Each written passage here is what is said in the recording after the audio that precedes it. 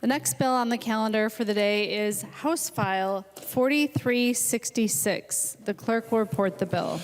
House File number 4366, and number 2 on the calendar for the day, an act relating to state government, the second engrossment. The member from Carleton, Representative Sundin. Thank you, Madam Speaker and members.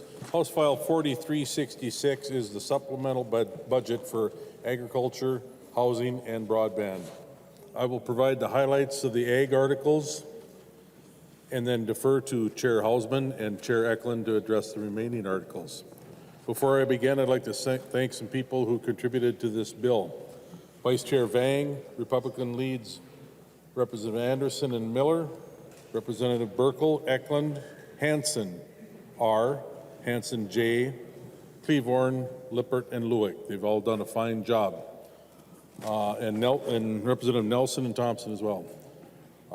We've got committee staff that pitched in and did quite a job with us, but I'd like to mention that Nancy Conley has done an outstanding job, and without question, I believe she is the best committee administrator I've ever had to deal with. She's given her time and talent, heart and soul to make this bill a success. So, other staff members would be Colby Sullivan, Ken Savory, Bennett Smith, Mark Nisley, Margaret Martine, and some of the current and former staff that are around. So, countless others, including administration, members of the public, and advocates representing a broad range of interests as well. So, our state is fortunate to have such passionate ag leaders in the agencies we deal with. Commissioner Tom Peterson and RE leadership especially. I also want to recognize Dr. Beth Thompson, who has served Minnesota as the Executive Director of the Board of Animal Health and State Veterinarian for a number of years and has recently announced she'll be leaving. Dr. Thompson is recognized as a strong leader and resource in animal health. Especially now, during the HPAI outbreak, we will miss your leadership. Thank you, Dr. Thompson. This bill has the fingerprints of every member of the committee on it, as well as the diverse perspectives of others offered their ideas, suggestions, and input. My sincere thanks to everyone. To the bill. I'm proud to present the supplemental ag budget contained in this bill. It is an historic investment in an ag-related spending on top of the comprehensive bill passed last year. In deciding how to use our $60 million working target, we made a conscious effort to look forward and invest in opportunities that a changing world presents. It builds on established programs in traditional production agriculture. It invests in areas that haven't really been fully developed. It responds to emerging issues critical to our state. A few of the highlights include $4.5 million in fiscal year 22 to the Department of Agriculture for emergency response and preparedness. Being prepared and ready to respond to ag emergencies is central to the roles of the department and the Board of Animal Health. And when emergencies appear, like we are now seeing with a high pathogenic avian flu, their role is magnified. This funding will be critical in our state's response. We've got $24.25 million for soil health and research. Increasingly, we're hearing from farmers who want to do more to protect their soil and water and the environment while improving their crop production, but they need help. This bill responds in a big way. $6,750,000 for a new healthy soil initiative. $6.5 million for Forever Green, including $1.5 million a year in the base. $9 million for Forever Green commercialization of cover crops. Okay. $5.2 million in fiscal year 23 for initiatives to help respond to livestock processing shortages, which impact farmers and consumers alike.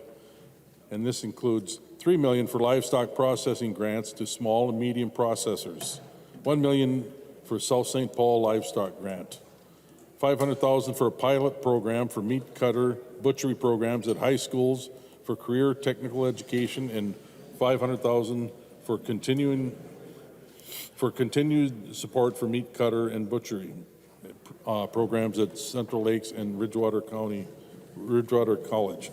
$100,000 for safety training program for meat cutters, $100,000 for USDA equivalent meat inspectors. Okay. 7.6 for investments in ag innovation, and that includes 1.5 million for the Ag Innovation Center, 3 million for RE lab facilities and labs which will expand capacity for research. 3 million biocentives grant increase for fiscal year 23 and 2 million year entails. 100,000 statewide aquaculture plan. There's 6.4 to support new and emerging farmers who play an important role for agriculture. That includes 3 million for down payment assistance grants, 2.6 million for culturally specific technical assistance and services, 300,000 for farm business management grants, and 500,000 for Good Acre Leaf Program. There's 4.3 million in fiscal year 23 for food access and hunger relief. That includes 3 million for fiscal year 23 to Second Harvest for hunger relief efforts, and 500,000 targeted to Good Acre, and 1.3 million a year entails. Doubled the farm to school program, 800,000, and increased funding for good food access program by 550,000 a year. That's the high level summary of the bill. I will now defer to Chair Hausman, and I will stand ready for questions. I recognize the member from Ramsey, Representative Hausman. Thank you, Mr. Speaker. Just a very broad overview, first of all, before I get into some of the specific goals. Article 1 contains appropriations from the general fund to the Minnesota Housing Finance Agency for specific programs. Article 2 modifies existing MHFA programs. Article 3 is technical and policy changes suggested by MHFA. And Article 4 contains provisions relating to landlord-tenant law. And so to the content of the bill. We knew that our investments have to be along the entire housing continuum. And so we established 4 broad goals. The first one, we have to build more homes that Minnesotans can afford. And the best tool that we have discovered since 2014 is housing infrastructure bonds, they're appropriation bonds. We did $80 million in 2014, sort of beginning of that. By the way, we are hoping that in the bonding bill, there will also be general obligation bonding for public housing. GO bonds can only be used for public housing. But housing infrastructure bonds allow us to partner with nonprofits, Lutheran Social Service, Catholic Charities, Common Bond, Beacon, Aon, and we leverage private dollars, probably $3 or $4 for every $1 of state money. Why 400 million of appropriation bonds? Because Minnesota Housing tells us that they say no to 3 of every 4 requests. I can tell you that as applicants come to me, they are frequently bewildered. They believe they had a great application. They believe they met the criteria, and yet they didn't get the funding because we, the state, weren't providing sufficient funding. We have underfunded housing for our whole history. This is really the first year that we're substantially turning that around. Second goal, we want to reduce costs for renters and we want to create more homeowners. So we need both rental assistance and down payment assistance. And you see those two both reflected in our bill. We know that if we can create more homeowners, that's where you build wealth. And I'll say a little more about that later. The third goal, to save the affordable homes we already have, we have to find and save naturally occurring affordable housing, the acronym for that is NOAA, because we're told that saving naturally occurring affordable housing is half the cost of building new. And so that's important to us. And goal 4, our goal is permanent housing for everyone, but there will be emergencies for which shelters are needed. We want it to be safe, and so other resources are needed for services that provide pathways to more stable housing. Members, that is just a very quick overview. Let me again highlight probably the three largest items in the bill. The $400 million for housing infrastructure bonds, which will allow us to generate an enormous amount of new housing, so badly needed. There's $100 million for finding and preserving the naturally occurring affordable housing. And then there is $50 million, which we haven't done before. This is for first generation homeowners.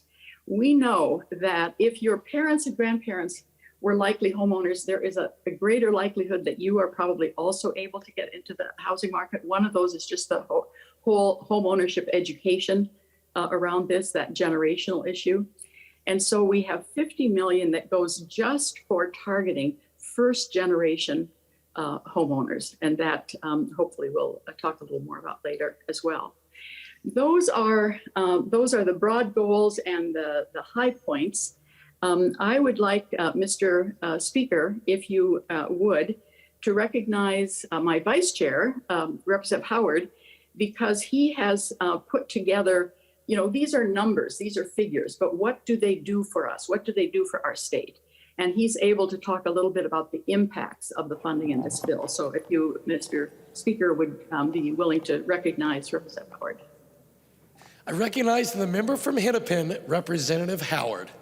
Thank you, Mr. Speaker, and I want to thank Chair Hausman and the members of the committee for this incredibly strong bill. What I would say, members, first is, to me, there's something perverse about having a $9 billion surplus while Minnesotans are sleeping in the streets, while 500,000 Minnesotans are struggling to afford their homes, while evictions are up 60% in just the last few months, while businesses are struggling to find workers because there just isn't housing in their community. And so this bill really does take a comprehensive yes and approach where we're investing in ways to everything from preventing homelessness to creating pathways to home ownership. Investments that are going to unlock public, nonprofit, and private investment from border to border. Things that we absolutely have to do if we want to wrestle with a housing crisis that isn't getting any better, it's getting worse. And so, as Chair Hausman mentioned, the most important thing for us to be debating tonight is the impact. And the impact of these investments will mean real, tangible benefits for tens of thousands of Minnesotans who are struggling to afford their home. Our housing infrastructure bonds and challenge program investments will create 4,000 new homes that are affordable, serving 9,000 Minnesotans. Our direct rental assistance will help 20,000 renters stabilize and stay in their homes, investments that, again, both help renters and landlords. Chair Hausman mentioned our first-generation home buyer program. That will create over 1,600 first-generation home buyers in the state of Minnesota, something that I think that we can get behind. And our first ever investment in naturally occurring affordable housing will save the homes of 5,000 Minnesotans. Members, in this bill and our subsequent omnibus bills, we're kind of wrestling with one singular question. What do we do with this $9 billion surplus? We could do nothing. After all, it's not a budget year. We've heard that from our House Republican colleagues throughout this process. We could give the majority of the benefit to the millionaires and the ultra-rich. That's what the Senate majority has proposed. Or we could listen to Minnesotans, everyday Minnesotans, and ease the squeeze that they're facing on the big ticket budget items that they face. Things like childcare, things like health care, and things like housing, their #1 budget expense. That's what we're doing in this bill. That's what we should be doing in our budget, and I encourage members to support this wonderful bill.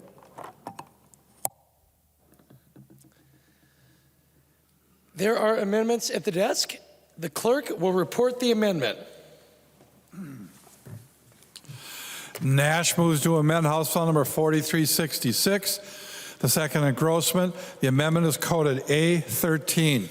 I recognize the author of the amendment, the member from Carver, Representative Nash.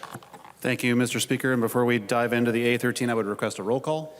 Representative Nash requests a roll call vote. Seeing 15 hands, there will be a roll call Representative Nash. Thank you, Mr. Speaker. And the A13 tries to solve a problem that I have been talking about, and I wanted to stop and thank Chair Hausman and her Vice Chair, Representative Howard.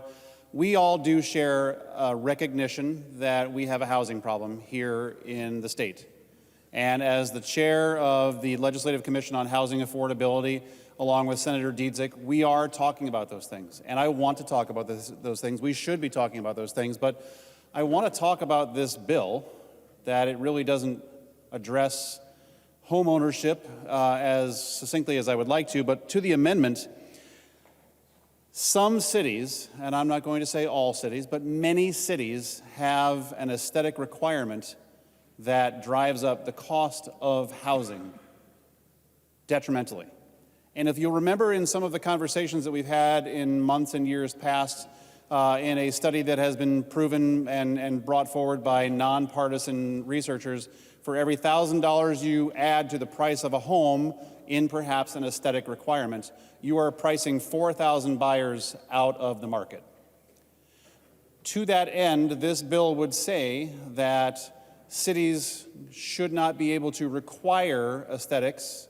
And I do want to talk about that very succinctly. This is talking about an aesthetic requirement from cities. Now, many of you have gotten calls from your mayors. Many of you have gotten calls from city council members saying that Representative Nash's horrible amendment is going to impact energy efficiency. That is not true.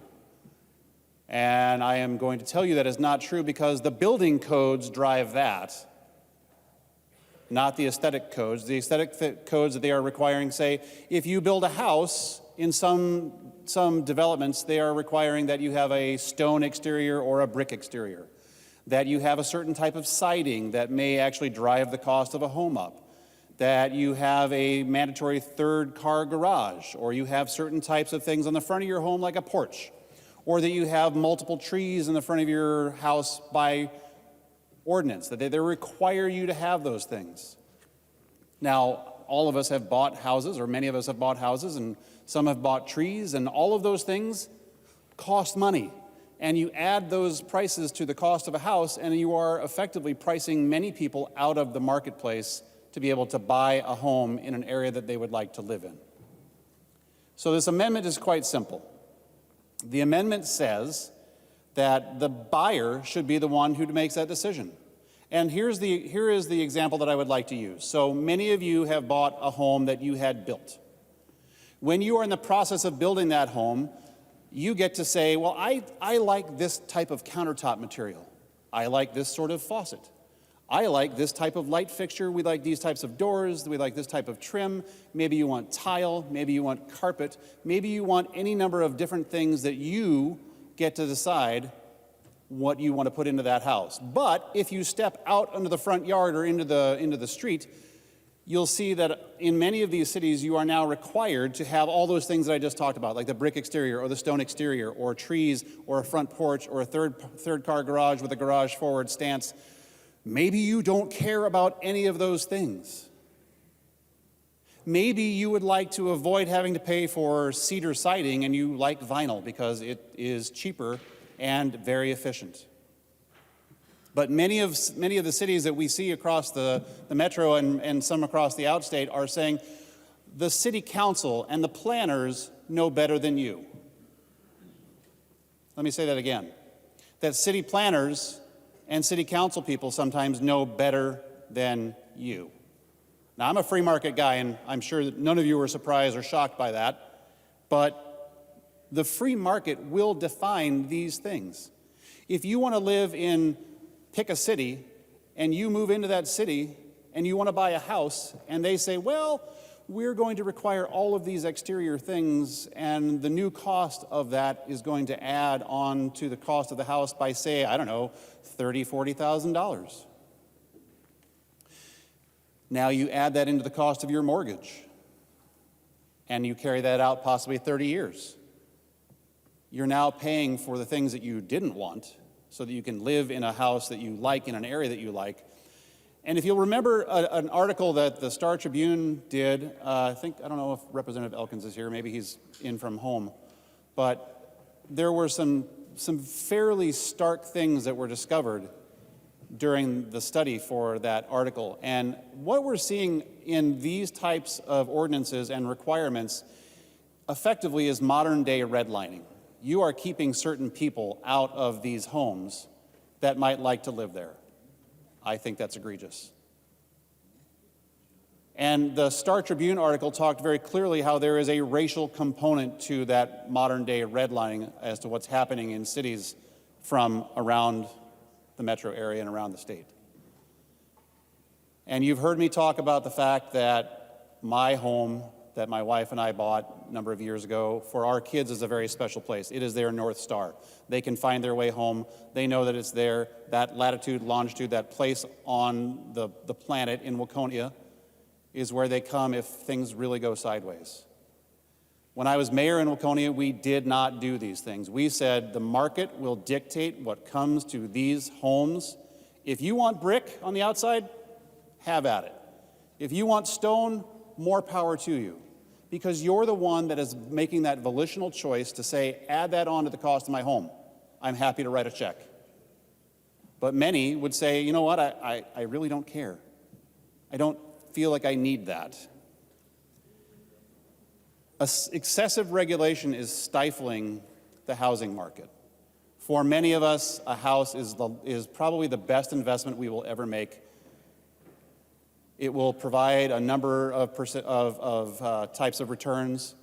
It allows us to plug into our community and allows our community to impart things in our families' lives. But what's happening is that this is getting in the way of people who want to live in a home that they really may not be overly concerned about the aesthetics on the outside. And they would just like to simply say, you know what, I don't think that a municipality should have the ability to dictate that. I want to share a quote with you from my favorite president, and I'm sure it's probably yours as well. It says that we who live in a free market society believe that growth and prosperity and ultimately human fulfillment are created from the bottom up, not the government down. It was Ronald Reagan. That prosperity is from the bottom up, not the government down. I believe that if my wife and I decide to build a new home in Carver County somewhere, and as we're sitting around our current kitchen table picking out all these different things, we will have a conversation about the aesthetics on the outside of the home. Do we want trees? Maybe. That's my choice. Do we want brick or stone? Maybe my wife decides, you know what? Really doesn't matter to us. That's our choice. And again, to my point, you choose all those things inside the house, but if you take a step out and you look at what that house is required to have, maybe you don't want that. You've effectively had a municipal gun put to your head, and you are now being required to buy a home that has those things on the outside. I think we can do better. I think that we can say to many cities that are requiring this, you know, we want the market to drive this. We are 5 years behind in fulfilling the need for homes. 5 years. And that is presuming that we build at full throttle. We have all the materials that we need. We have all the labor that we need. We have everything set up in just a certain way that this is going to be a great building season. We do that for 5 years. We're just then catching up. These types of regulations get in the way of that. We can't afford to do that. And to the chair, we can't afford to simply cut a check and hopefully solve housing. That's not how this works. So, Mr. Speaker, I would ask members to vote green on this. I do know there's some others from my caucus that would like to say a few things about that. I think Representative Meckland and Representative Hertas have a few things to say regarding this. But members, if you want to be a part of that quadratic equation that I talk about, how there are multiple things, and this is not the only thing that will solve that problem. This is one of a many number of things that will help solve that problem. And for those of you that, once again, and I've said this in Ways and Means, and I've said it a number of times here on the floor, when you get notes, love notes from mayors and city councils that say, you can't do that, I simply ask them, what type of city are you? Are you a statutory city? Yes, you are. And the statutory cities are defined in statute. And what do we do here? We create statutes. We are not trying to be heavy-handed. We are not trying to be draconian in the way we roll things out. We are simply saying that there are ways that we can make policy changes that drive home ownership. Let's get out of the way. Let's let the market decide what's going on. Let's say to the people who want to buy a house with no brick, rock, trees, whatever, you can decide how you want to roll that out. And that a city planner or mayors or people in staff, they don't have to decide that for you. You are the voice of what you want for your home. With that, again, Mr. Speaker, I urge a green vote. Thank you. I recognize the member from Hennepin, Representative Elkins. Thank you, Mr. Speaker. I will be opposing this amendment right now, but I have to say that this reflects a provision that's included in my larger Legalizing Affordable Housing Act. I'm very sympathetic to the sentiments expressed by Representative Nash, but my larger bill is is an attempt to address what Representative Nash refers to as quadratic equation. It's a very complicated subject. My bill, the larger bill, requires concessions from both the home builders and the cities. This ought to be considered in that larger context. And I'm concerned that adopting this amendment would upset that the balance of negotiations that needs to occur to achieve some kind of a compromise peace in the valley agreement between the home builders and the cities. The language here is actually an improvement over the language that's in the comparable provision in my bill. Clearly, there are ongoing discussions that are reflected in this language with the League of Minnesota Cities. This language is actually better than the language that's in the latest engrossment of my bill, and I hope this discussion continues. This provision is contained in the Senate's housing bill, and so I know this discussion will continue in the conference committee. And I would ask the members to seriously consider the arguments that Representative Nash is making, because I pretty much agree with him. Thank you.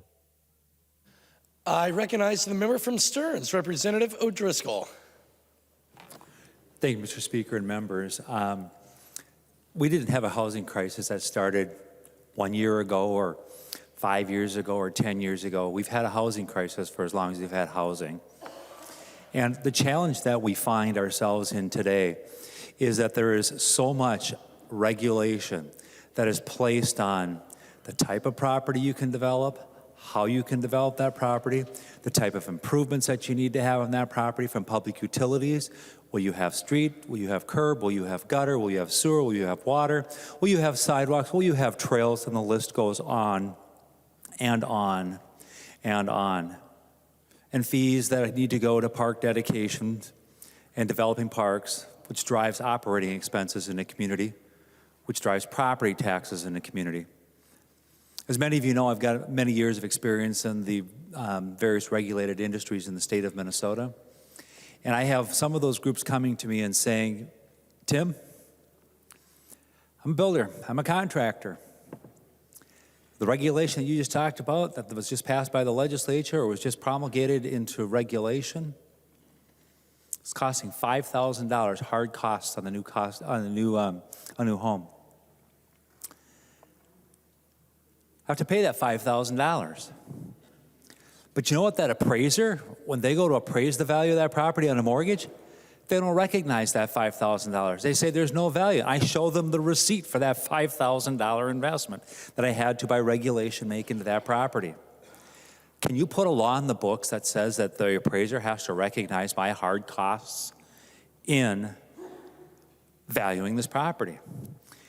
And they kind of laugh a little bit and they go, I know you can't do that, because the market drives what people are going to pay for real estate. The market drives what people are going to pay for real estate. And when you talk about the market's going to drive and people are going to pay for real estate, when you add additional requirements on to the property, you make it less affordable for individuals. Much less affordable for individuals. And as a part of that being less affordable for individuals, members of the Minnesota legislature get to sit here at 9:45 at night or however, whatever time it is.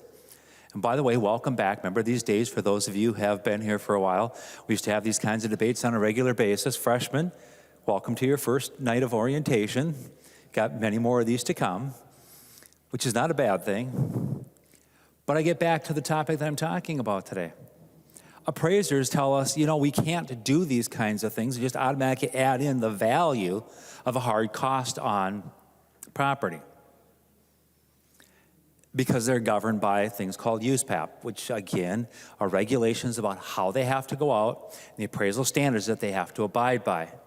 And they have to go out and they have to look at comparables and comparables to see what the market is telling them. Anytime and every time you add something to the cost of a home that a homeowner has to pay for, you make the property less affordable to more people. And the housing shortage that you are experiencing in your community right now is following up with another set of emails that you're getting in your email boxes from constituents, because the property values statements have come out and valuations. And I got to tell you, I was a little surprised. Mine went about 25% on my home. 25%. And I live in a pretty modest community, or neighborhood in my community. But the calls and the stops that I'm getting in the grocery store, Tim, my taxes are going to go up 25%. This doesn't make my home more affordable. Then I have to kind of explain to them something I can't even explain to public officials because it's so complex, how the levy ties into the property valuation and how they're not directly correlated, percentage of increase in value to percentage of increase in taxes. My days on the local city council in Sartell before I came to the legislature, we partnered with our other area communities to try to put affordable housing, to see what we could do to make that happen. And you know what we found out? At the end of the day, government really isn't any good at making those kinds of things happen. Because out of the 5 communities that agreed to do it, only 2 communities moved forward, Sartell and the city of St. Cloud. And we're the last ones to probably, as the city of Sartell, abandon and give up on that objective and that outcome. So here we are tonight looking at a bill that some are raving is the best thing that you've seen since, indoor plumbing, which adds cost to homes. Thank you. Here all night. Maybe not. Hopefully not. But again, these are the things that cost money.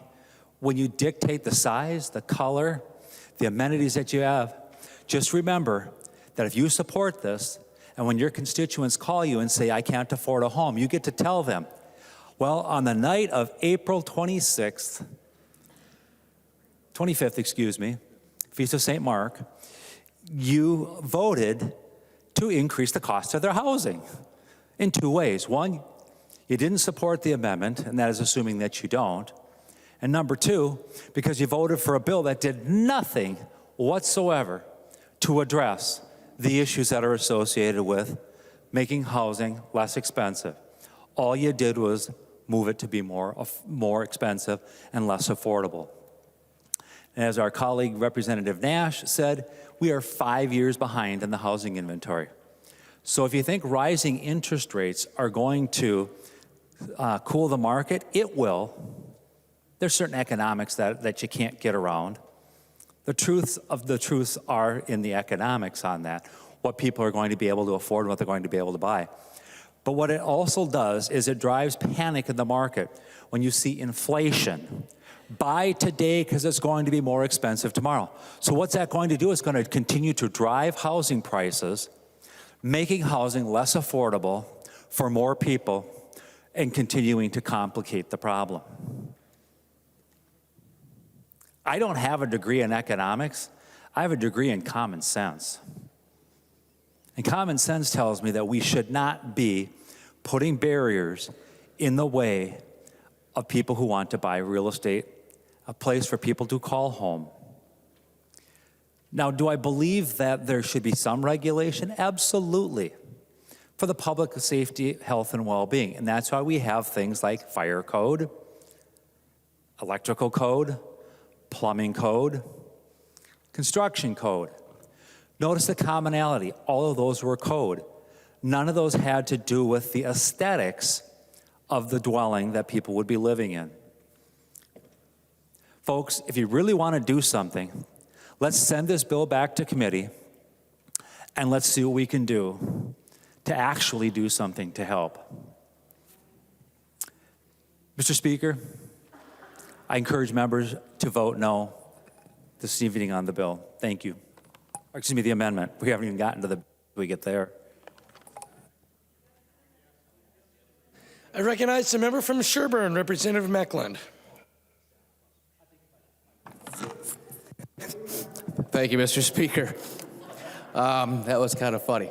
I'm pretty certain that Representative Driscoll meant vote yes for the amendment. I'm correct on that. Nevertheless, this has been an interesting conversation thus far, and to Mr. Representative Nash, while you included these additional costs are then financed, they are also put into the project evaluation, which is what dictates your permit cost, which is then what they use going forward for your property taxes into perpetuity, all of which are making housing less affordable. And I don't know if you've noticed, but one of our major banking institutions just let like several hundred of their mortgage people go because they know with these rising interest rates, a lot of homes are going to get a lot less affordable for a lot of people. For every $1,000 we increase the cost of a house, we lose 4,000 buyers. In 2006, the gas price shot up exponentially. All the new-time home buyers, a lot of them, canceled their purchase agreements, which put my business into a complete tailspin because I did a lot of subbing to Centex and Ryland at that time and starter homes.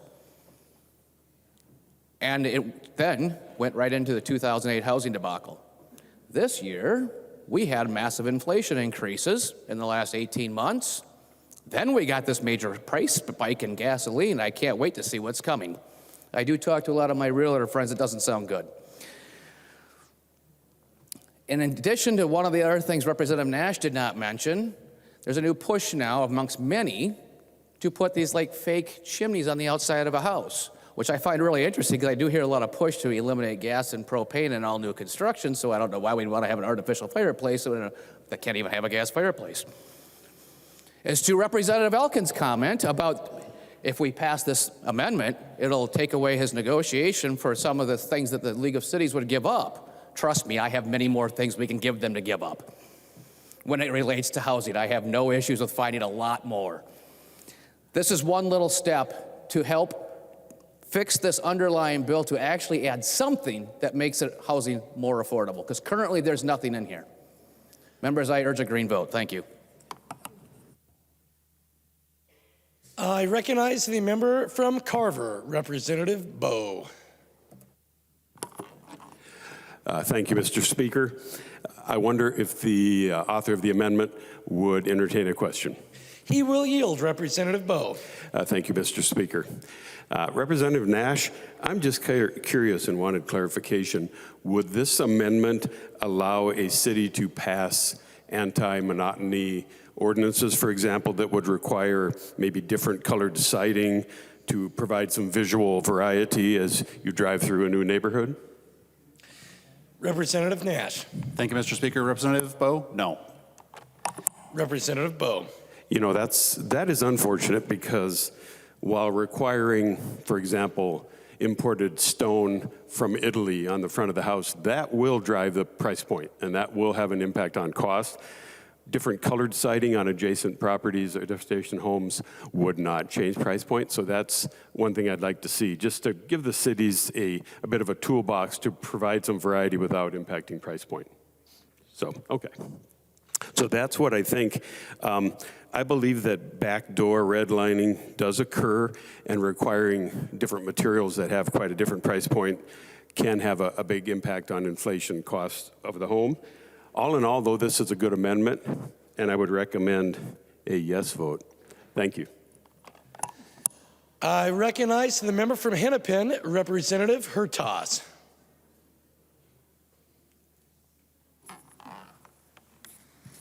Well, thank you, Mr. Speaker. and members. Getting a little late. You know, this amendment addresses issues about the aesthetics of a home, but it also talks about the requirements and aesthetics of a residential development.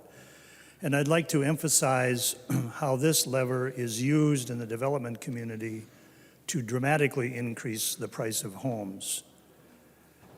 Members, when individuals come forth and propose a plat or a subdivision in a neighborhood, it is statute that local governments cannot impose certain requirements, and currently, like this bill is attempting to do, to have building standards and create aesthetic standards. One of the untold truths in the development community that's been going on for decades is this whole notion that a municipality would want to review all of your documents as part of the preliminary plat review. And what do I mean by that? Well, inclusive in that review is a document called a Homeowners Association document. They want you to have one. Now, as a developer, you're not required to put covenants or deed restrictions on the lots you're proposing to create for homeowners. But if you want your project approved and the community wants you to produce HOA documents, they want to review those and make sure you have the things they can't tell people to do that you, as a private landowner, can put in those homeowner restrictions. So what does that do? That does everything that this amendment is trying to make sure cannot be done. And that is to put in the aesthetic requirements in order to get your plat approved. So what are some of those things? Some of the things I've encountered is having to put in light standards that you can only buy from one vendor that costs $12,000 to $15,000 a piece. That has to be divided by the cost of, or the number of lots in every project. Also such things as extensive landscape monuments, entrance monuments, gates, berming, extensive landscaping, sidewalks on both sides of the street, all sorts of these extra costs that typically you would not have in a low-density community where the lot sizes are larger. So these things exponentially start to accrue on the cost of a development. And we've heard about the number for every $1,000 of increased cost in a home that you lose 4,000 buyers, but it's even more problematic than that because some members here are in the real estate community, and there is a thing called the mortgage lending industry, and you have to qualify buyers. And generally speaking, when you put another $1,000 or $5,000 onto the cost of a home, you also are increasing the overall cost over a 30-year mortgage, usually is 3.5 times that cost. So if you increase the cost of a home $5,000, you're paying 3.5 times 5. Quick math to me says that's about $17,500 more that consumer is paying for that home. The other thing that makes it more difficult when you increase the price of land by putting these things in there is that generally mortgage underwriters don't want to see more than 25 to 30% of the cost of a project to be the price of land. So when you drive land prices up, that dictates that you have to build more expensive houses on those lots in order to get a mortgage approved for that, regardless of who the buyer is. That just kind of dictates what that neighborhood will be. And that has been generally the goal, is to make more expensive houses.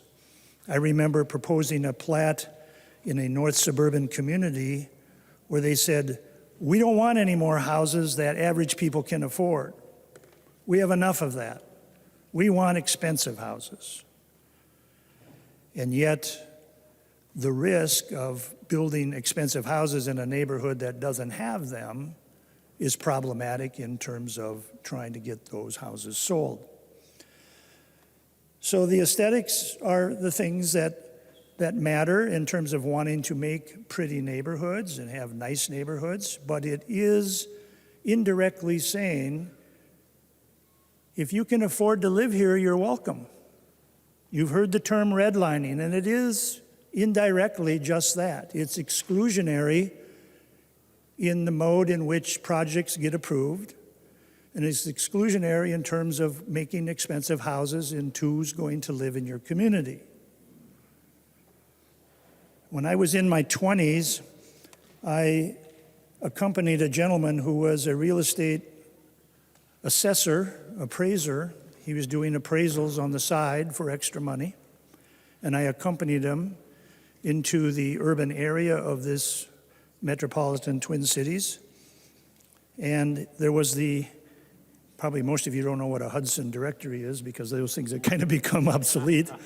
But I used to know the Hudson directory. I used to know the page numbers, exactly where that would land and where I had to look to find a street address. But there on the dash of the vehicle was a Hudson directory, and it had a red line drawn all the way through it. This was 1972, 50 years ago this year. I said, "What's this?" And he says, "Well, it means if the property is located outside of that red line, the property is worth $3,000 more than inside the red line." That was my first education that there was redlining and what redlining meant, and that it was profiling communities in terms of diminished values just based on who lived in the neighborhood. Fortunately, we moved away from that. And the real estate industry and federal laws have done extensive efforts to make sure that opportunities are equal for everybody. But having equal opportunity ends when you have these exclusionary types of policies. So to pretend that it does not affect the cost of housing when we're talking about housing crisis and housing affordability, it simply is not true to say that it does not make a difference. So I would support the amendment and encourage you to support it as well. And I could talk for tomorrow at 6 o'clock on all the things we could do to make housing more affordable. And I've done that in committee, so I won't do it on the floor. Thank you. I recognize the member from Ramsey, Representative Hausman.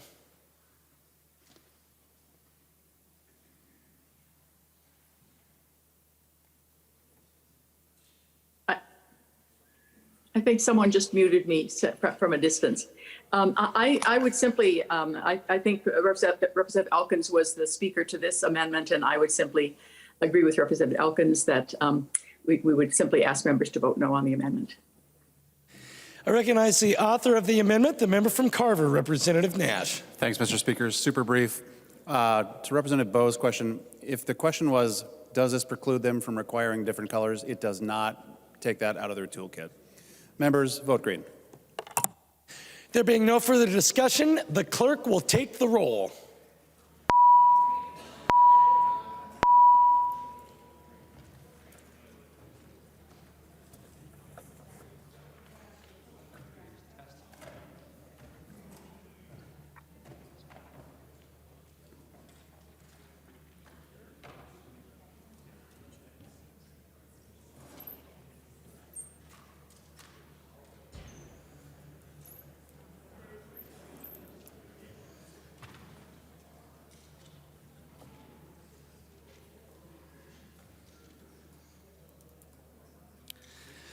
Will the clerk please call the names of members who have not yet voted?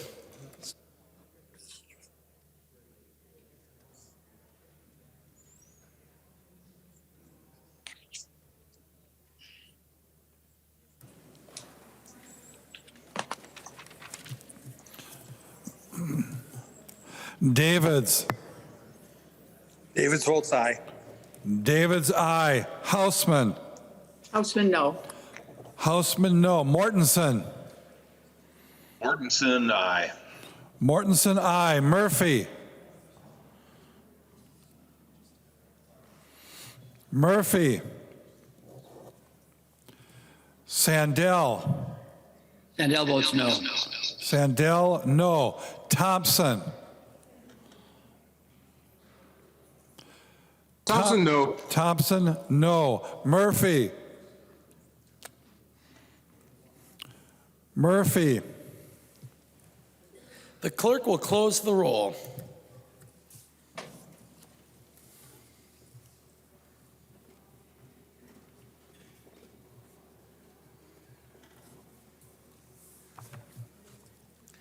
There being 57 ayes and 75 nays, the motion does not prevail and the amendment is not adopted.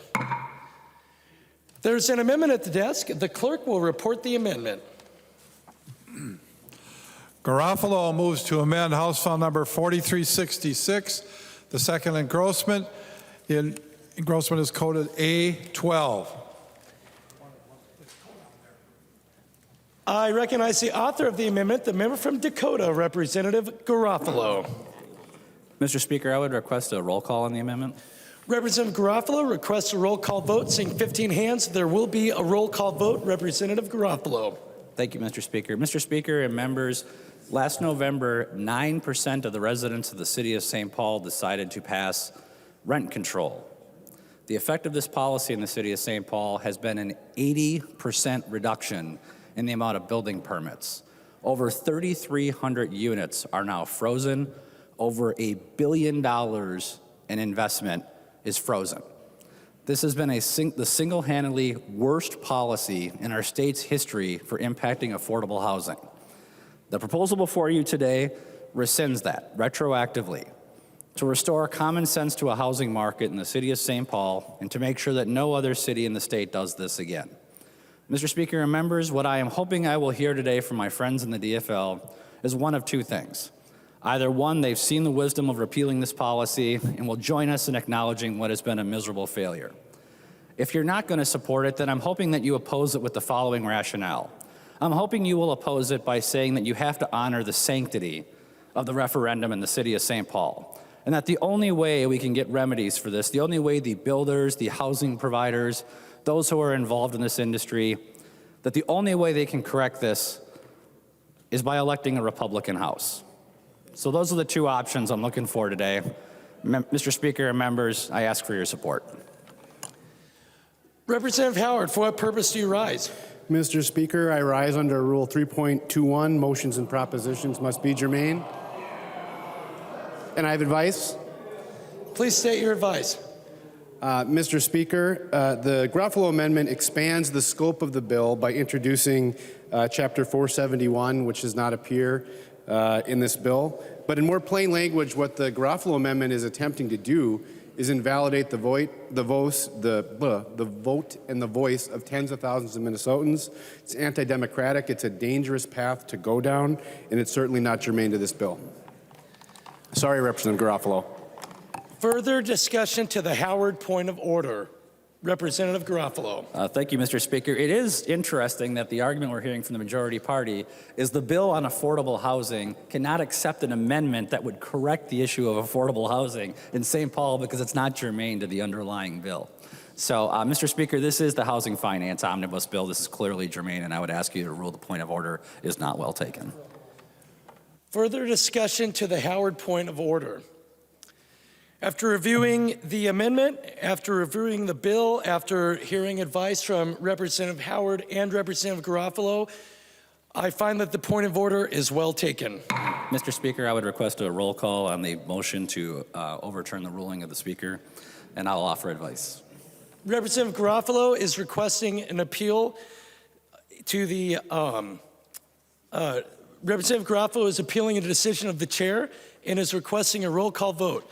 Seeing 15 hands, we will take a vote on appealing the decision of the chair. Representative Garofalo. Thank you, Mr. Speaker. I prefer to use the term overturn the ruling of the Speaker. It's got more gravitas.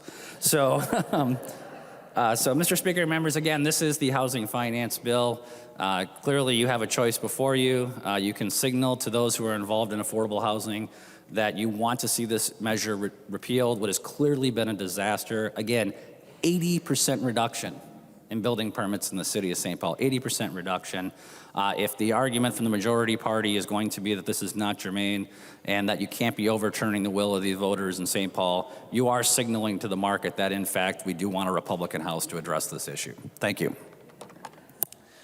Further discussion to Representative Garofalo's motion to appeal the decision of the chair. I recognize the member from Anoka, Representative Scott. Thank you, Mr. Speaker. And I just would like to offer the following, in that this bill is loaded with new regulation for landlord-tenant law, which directly goes to rent, when you can expunge, how many days notice you have to give before someone can be evicted.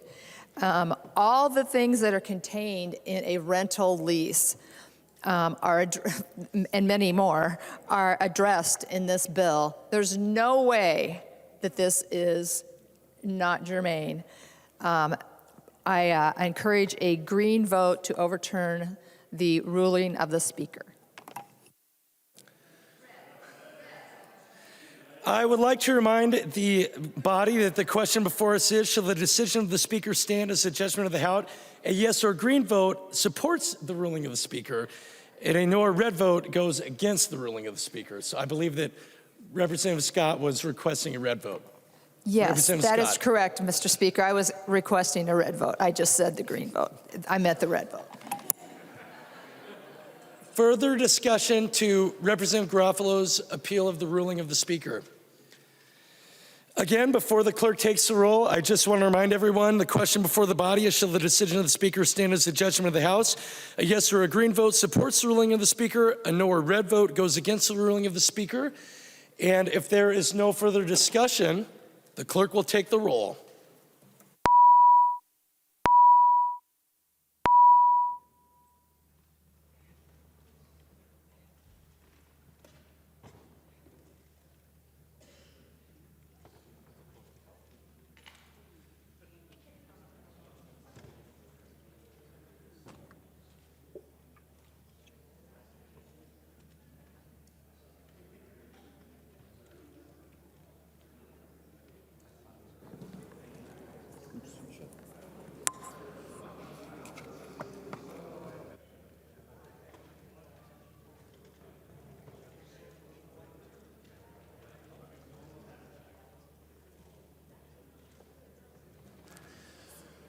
Will the clerk please call the names of members who have not yet voted?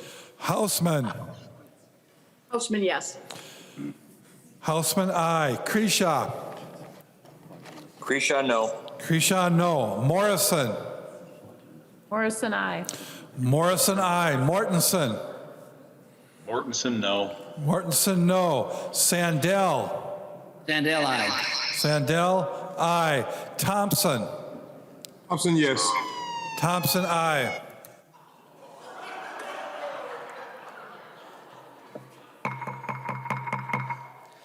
The clerk will close the roll.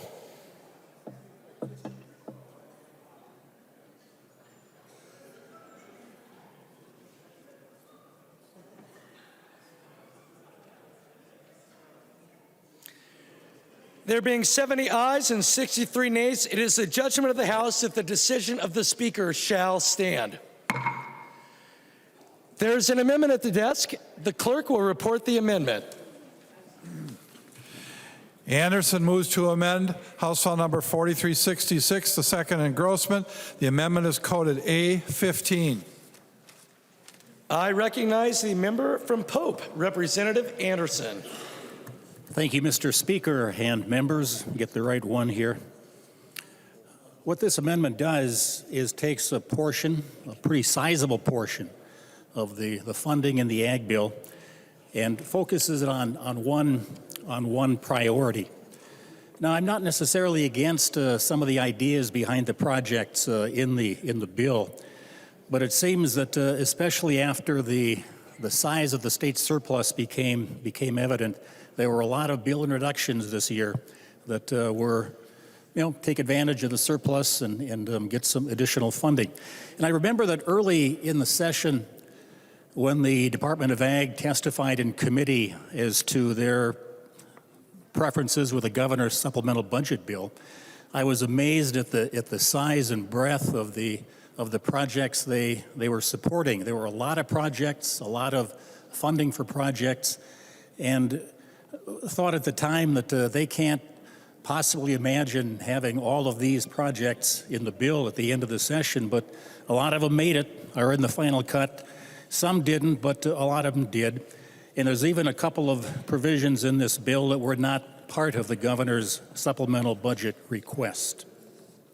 What my amendment does is take the funding from some of these projects and put it towards the focus of one area, and one that would benefit agriculture from the producer to the processor to the consumer in Minnesota. What it does is invest that money in infrastructure for building out the E15 system in Minnesota so more folks could be able to have access to the E15 supply of gasoline in our state.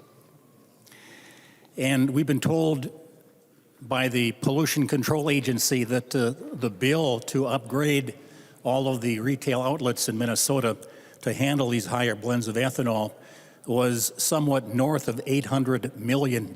So the funding from this bill would really jumpstart and give a kick to that expansion project to help more stations be able to handle E15.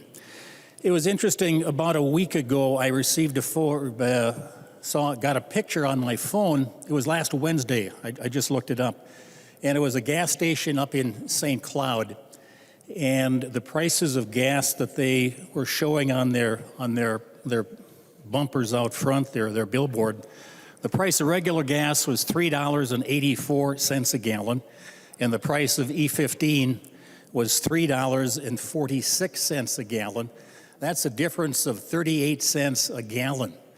And I think we'd all smile driving into a gas station that had a price difference like that. 38 cents a gallon is just amazing for E15. Now, I can't say that all stations have that big a disparity in price. It's always been at least a nickel or a dime cheaper. So it's always cheaper. It's a higher octane fuel, and it's also a cleaner burning fuel for folks who use it here in Minnesota. So with that, I would encourage folks to support my amendment to put a jump start into the infrastructure build out of E15 here in Minnesota, and to support this amendment by voting green. Thanks, Mr. Speaker. I recognize the member from Hennepin, Representative Vang. Thank you, Mr. Speaker. Members, I ask for you to not support this amendment. Representative Anderson, I understand your intention to this amendment. However, this amendment takes away our capacity to protect and support our ag food production as a state. It takes funding away from good programs that directly benefits our farmers and local communities. This amendment would give a grand total of $35.5 million in additional funding to the fuel retailer biofuel infrastructure grant, leaving out important initiatives like Forever Green, soil health, support for perennial crops, pollinator research, and eliminate funding increases for farm to school, urban ag, and good food access programs. Furthermore, we all recognize that Minnesota farmers are aging rapidly out of the profession. We urgently need investments that will help current farmers stay and help new beginning and emerging farmers stay. The deletions in his amendment would reduce our ability to help more farmers enter and stay in the profession and thrive. I also want to make note that last year, Representative Anderson, the legislature passed $6 million in fiscal years 22 and 23 for the biofuel infrastructure grant program, and met with $1 million private contribution from the Minnesota Corn Growers Association. The application for this grant just closed, and MDA hasn't even awarded the $6 million yet, so this program doesn't need additional funds. It's better for us to see how current funding meets the needs before we possibly invest in more. Representative Anderson's amendment is removing items that Minnesotans and Minnesotan farmers have specifically been asking for and that they have publicly stated their support for. I ask members for you to vote no. Further discussion. Representative Anderson. Thanks again, Mr. Speaker and members. You know, there's a few things in this bill that I mentioned were not part of the governor's original request. We have $1 million in here for something called heritage seeds. There's a couple of $1 million for the Department of Ag to increase their IT capabilities, and also a couple of $1 million for a program for the pollinator research account. So are these things all necessary? Well, that's in the eye of the beholder. And I would appreciate the support that Minnesota's ethanol industry is good for Minnesota. E15 gasoline is good for the residents of Minnesota. There's a cost savings. And you know, just a couple of weeks ago, our president announced again that the year-round sales of E15 would be made available. And I think this would be a good time to really jumpstart that initiative and work to make this a year-round permanent sales ability for E15. And I think we should show our support for doing that and vote green on this amendment. Thanks, Mr. Speaker. There being no further discussion, the clerk will take the roll. Oh. All right, all those in favor of the Anderson amendment, please say aye. Aye. Those opposed, please say no. No. The motion does not prevail and the amendment is not adopted. There is an amendment at the desk. The clerk will report the amendment. Anderson moves to amend House File Number 4366, the second engrossment. The amendment is coded A17. I recognize the author of the amendment. Once again, the member from Pope, Representative Anderson. Thank you, Mr. Speaker and members. This amendment addresses what I think is one of the key provisions in this bill. And I say that not in a positive manner.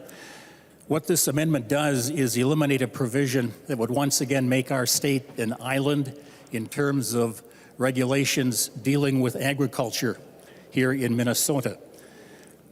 There is a type of fertilizer and pesticide called timed release fertilizer and pesticide, which is one of the better ways, it's a best management practice to allow farmers to apply less fertilizer. They can control it much better and keep it on the fields, not leaching out into our rivers and streams. And yet this bill would, after the 2025 crop season, make that the use of that type of product illegal here in Minnesota. And it's because of microplastics, which are coating some of these products, but yet talking with manufacturers, there are at least a couple of hundred different types of products used to coat these tiny particles of fertilizer or pesticide. And there's research going on, especially over in Europe, to use biodegradable ingredients to take out the use of these plastics, but we're not there yet. They're estimating at first 3 to 4 years of research to come up with materials to replace the microplastics. And now they're finding that a lot of the research there is with vegetable seeds. It isn't compatible with corn and soybeans here in this country. And they're looking at possibly up to 10 years of additional research in Europe to come up with replacements. And we simply just can't afford to lose this, we've heard this before, the tool in the toolbox. The timed release ESN fertilizer, nitrogen especially, is what this is used for. And it's really good environmentally. Again, it keeps it in the fields, keeps it where it should be, and allows us to use less of it and do a much better job in sustainability and stewardship in farming here in Minnesota. And we don't want to make our state an island again, the only state that would have these products banned and not be allowed to use them. If this legislation goes into effect, banning them for field use in 2026 and pesticides for lawn and garden use in the year 2025. So, Mr. Speaker, I'd request a roll call on this amendment. It is important that we keep this available product here for farm use in Minnesota. Thanks, Mr. Speaker. Representative Anderson requests a roll call vote. There being 15 hands, there will be a roll call vote. I recognize the member from Dakota, Representative Hansen. Thank you, Mr. Speaker. And just to correct the record, so there have been time release pesticides and fertilizers for quite some time. What we're talking about here are plastic coated either fertilizers or pesticides. Now there are combination pesticides and fertilizers that are plastic coated. As for the case of being an island, the Minnesota Department of Agriculture has the authority. Each year they register pesticides for sale. You can look it up in 18B, the pesticide control law. The Commissioner of Agriculture has that authority. So the commissioner can make decisions now. However, what this bill does, is it says that these pesticide or fertilizers that are coated with plastics would be banned. And why is that?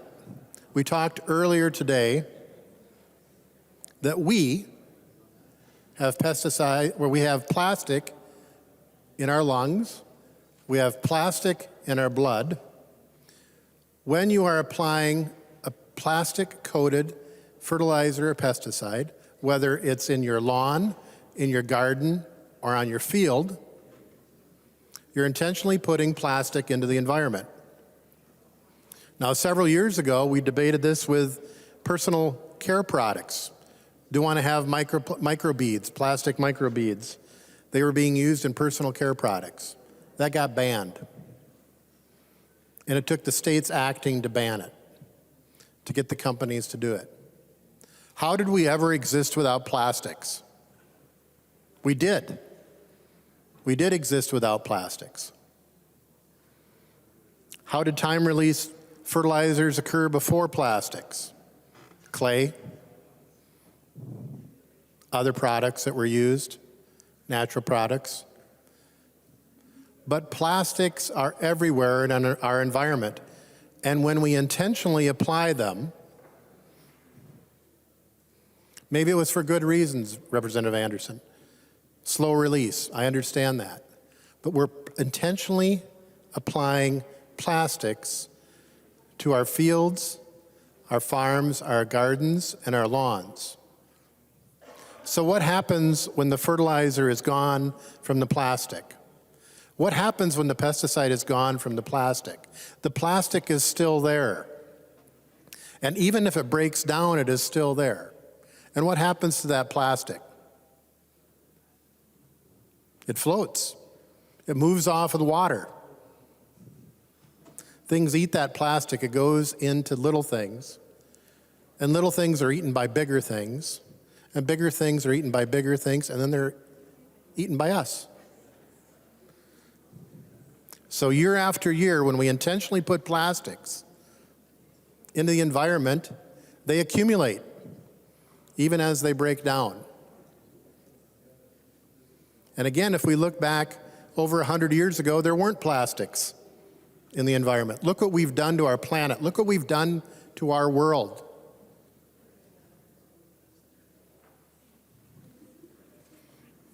So I'm glad there's a roll call on this, because we have a choice in the bill. Some of the things that are being removed are basic definitions of what is plastic, a definition of plastic. As I mentioned earlier today, 100 years of plastics. We don't even have a definition of plastic in our law.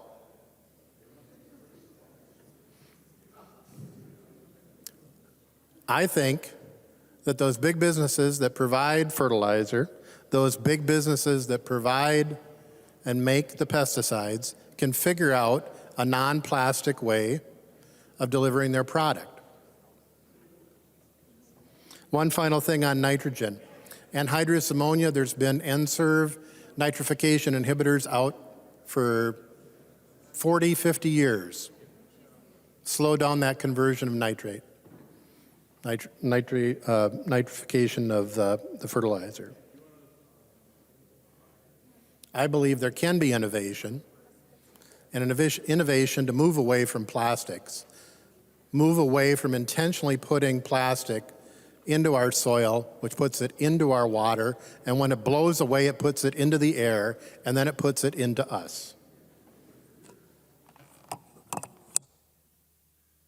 Further discussion. I recognize the member from Pope, Representative Anderson. I can hear the calls here, but Mr. Speaker, thanks. I just had to comment on a couple of these things. You know, it was almost kind of a scare tactic. You'd swear there was a cloud of plastic floating out in rural Minnesota with plastics flying up out of our fields. That's simply not the case. And the statistics I've seen tell us that of all of the plastic debris we have in our environment, about 1% has been put there by plastic-coated fertilizer and pesticides. You know what the leading cause of it is? It's us driving to work today. It's our tire residue coming off the tires as we drive down the highway.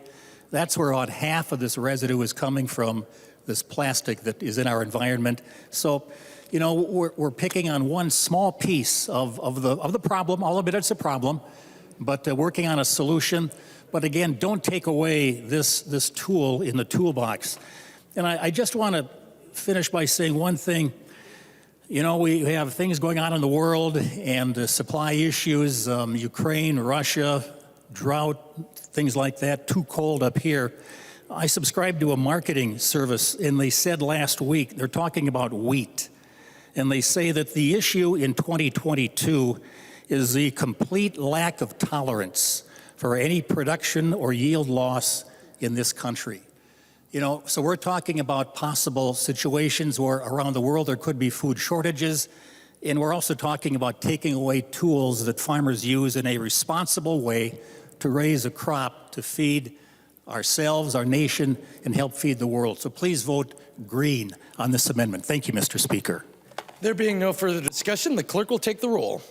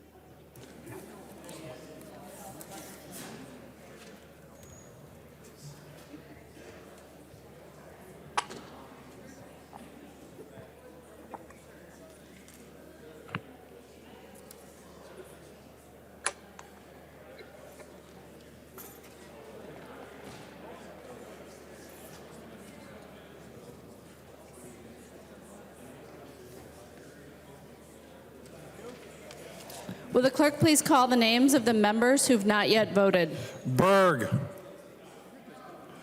Berg, no. Gomez. Gomez, no. Gomez, no. Hassan. Hassan, no. Hassan, no. Hausman. Hausman, no. Hausman, no. Morrison. Morrison, no. Morrison, no. Mortensen. Mortensen, aye. Mortensen, aye. Sandell. Sandell, no. Sandell, no. Thompson. Thompson, no. Thompson, no. The clerk will close the roll.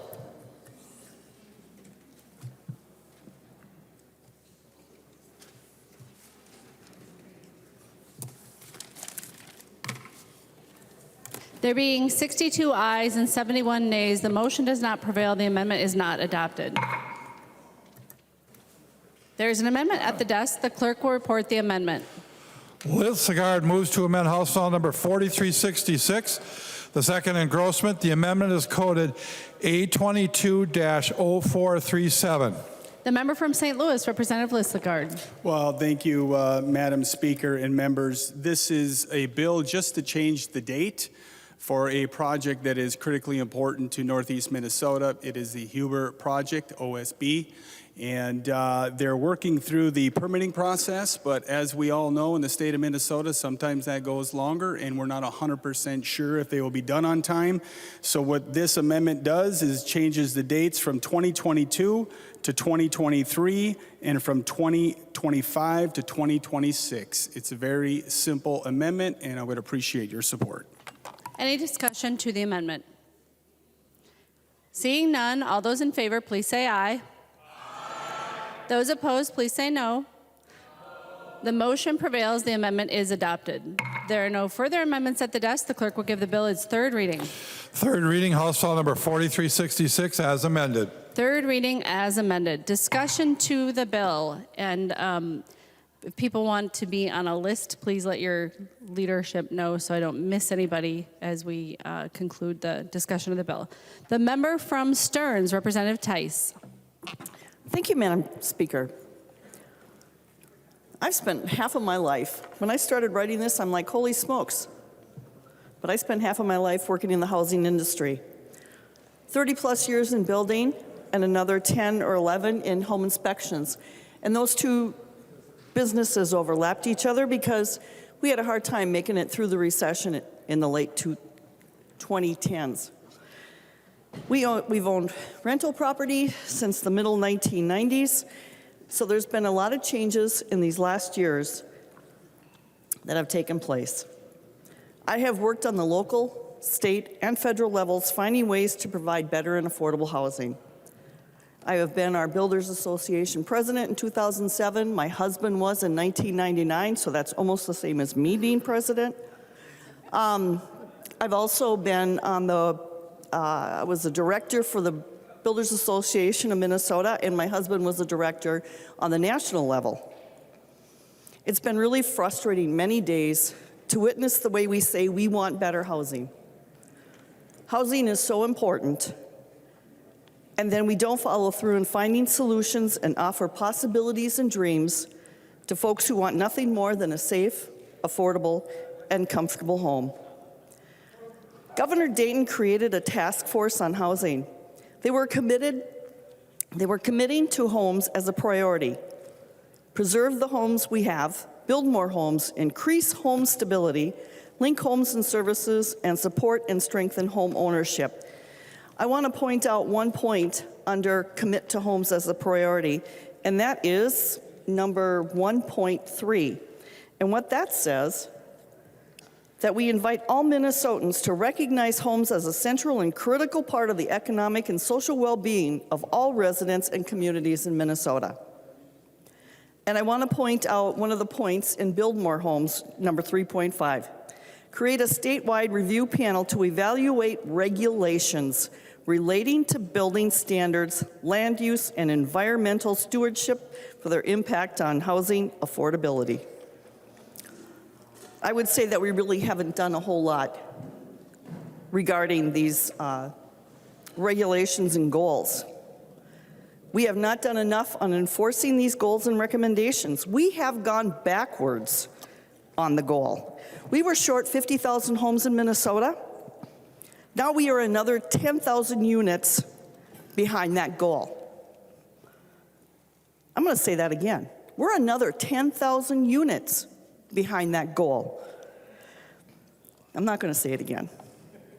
I talked to Mayor Fabian many times, and what he talks about is acquiring and having available to folks funding for infrastructure and housing workforce grants for folks that are looking for housing in his community. And I think Representative Keel would probably say they're doing the same. Mayor Fabian will tell you that Polaris and DigiKey are wonderful employers, and they pay their workers very well. So much so that many of the folks don't qualify for some of the programs because they make too much. Polaris rents 100 rooms a week for their employees to live in. Polaris rents 100 hotel rooms a week for their employees to stay in Roseau.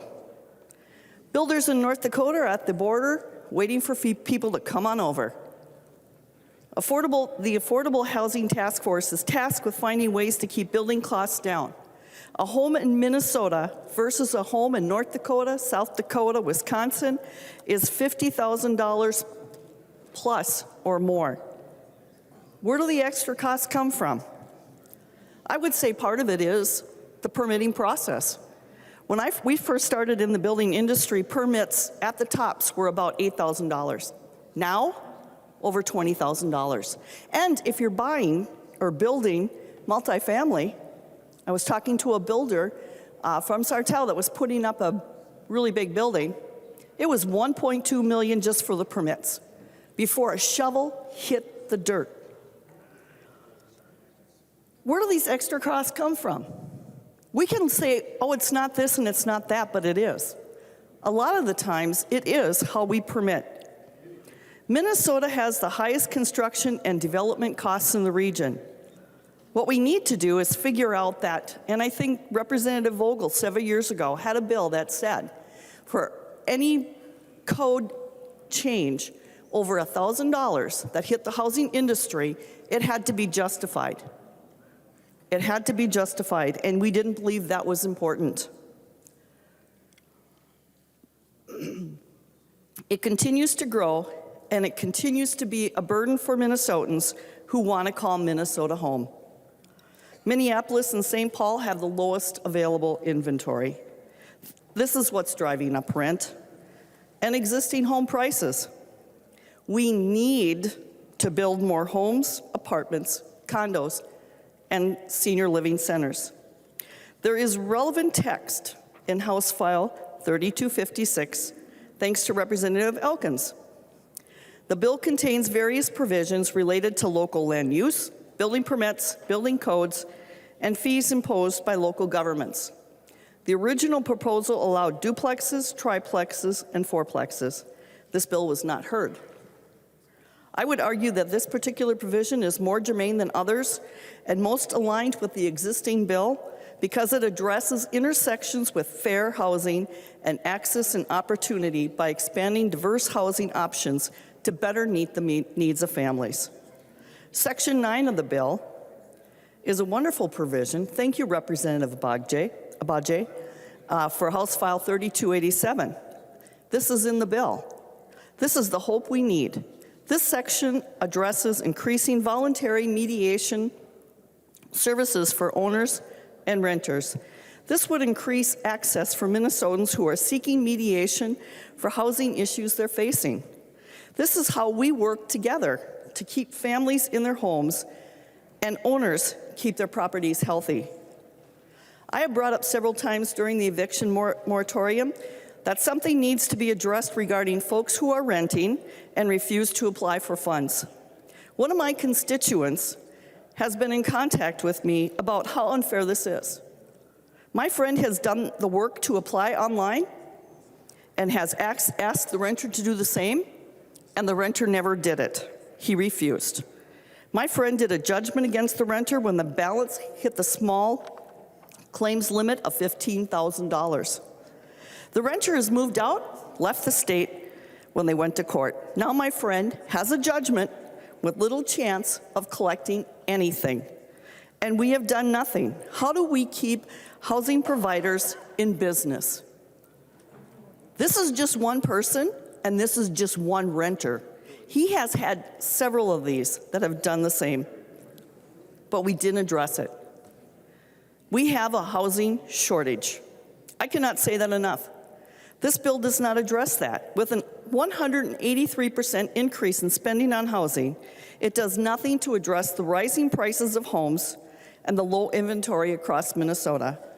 This bill spends $415 million over and above what the budget has already spent last year, and yet there is nothing in here that will reduce the cost of building new homes or apartments or reduce burdensome regulations that hamper builders and housing providers. What is happening is growing fatigue and hopelessness among our builders.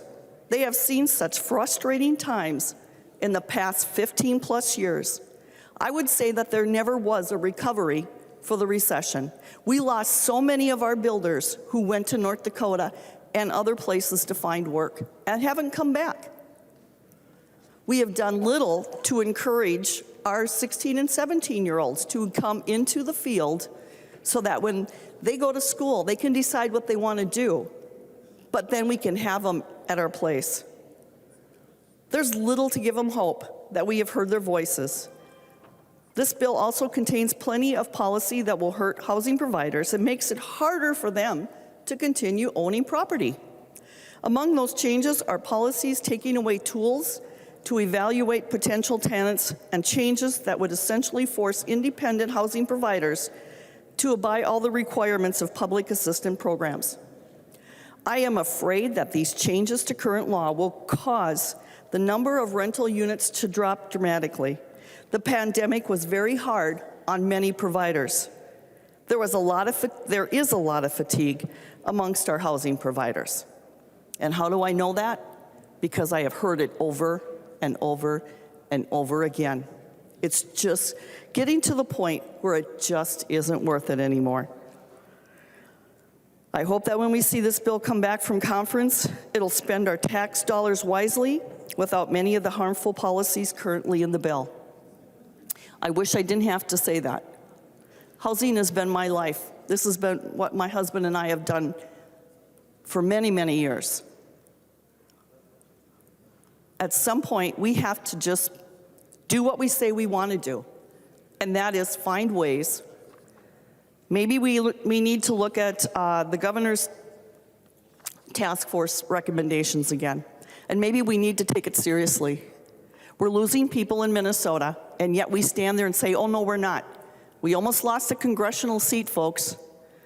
It's not because we have that many homes. They're going across the border. They're $50,000 to $60,000 starting out, cheaper. And if we don't address it, we aren't going to have them. The member from Hennepin, Representative Vang. Thank you, Madam Speaker. Members, I rise in support of this bill.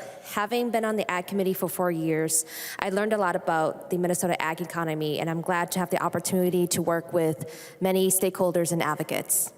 Along with my colleagues, I've gotten to talk to many farmers from all across the state and listen to many stories, but I want to highlight the farmers who often don't feel they have a place at the table.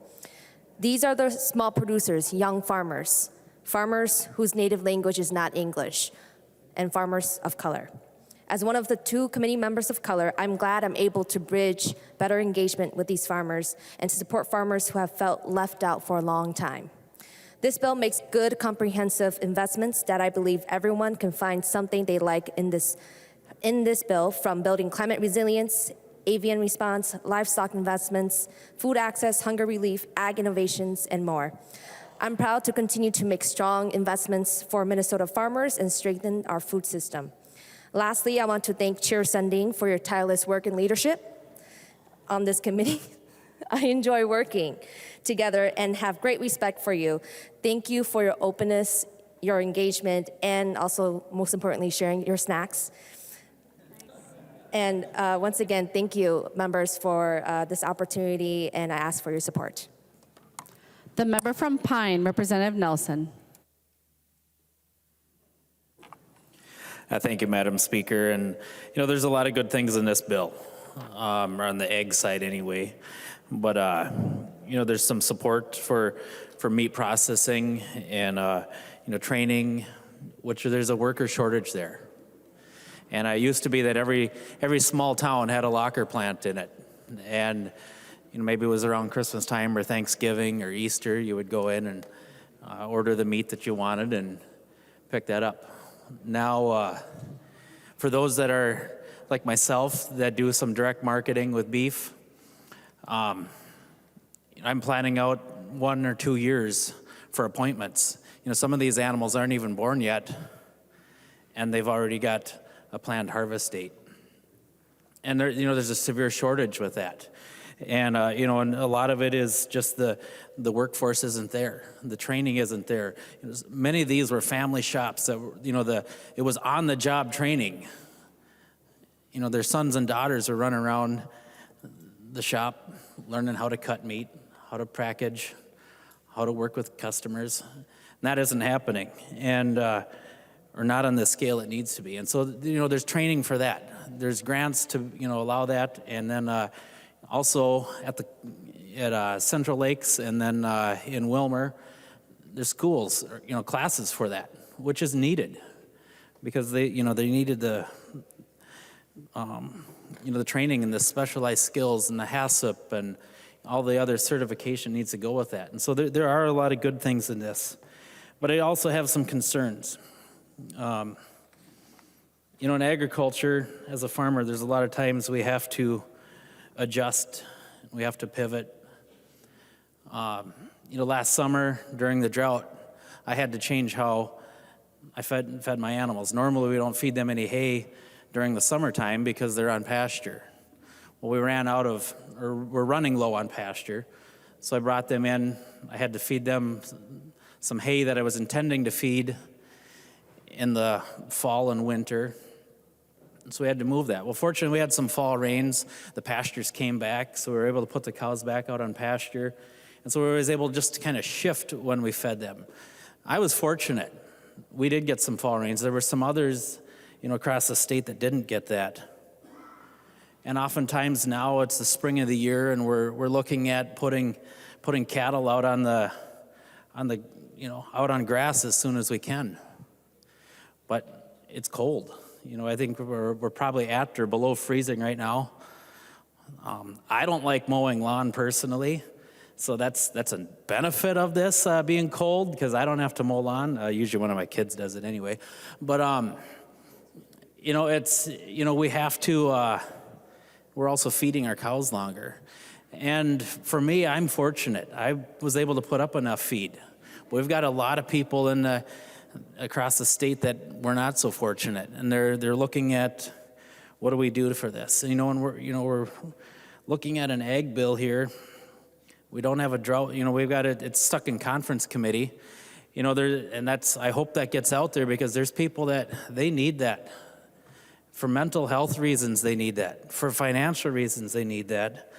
And while we're talking about a drought bill, we're too cold and too wet to be out in the fields planting. We've been planning for this, but now we're too cold and too wet.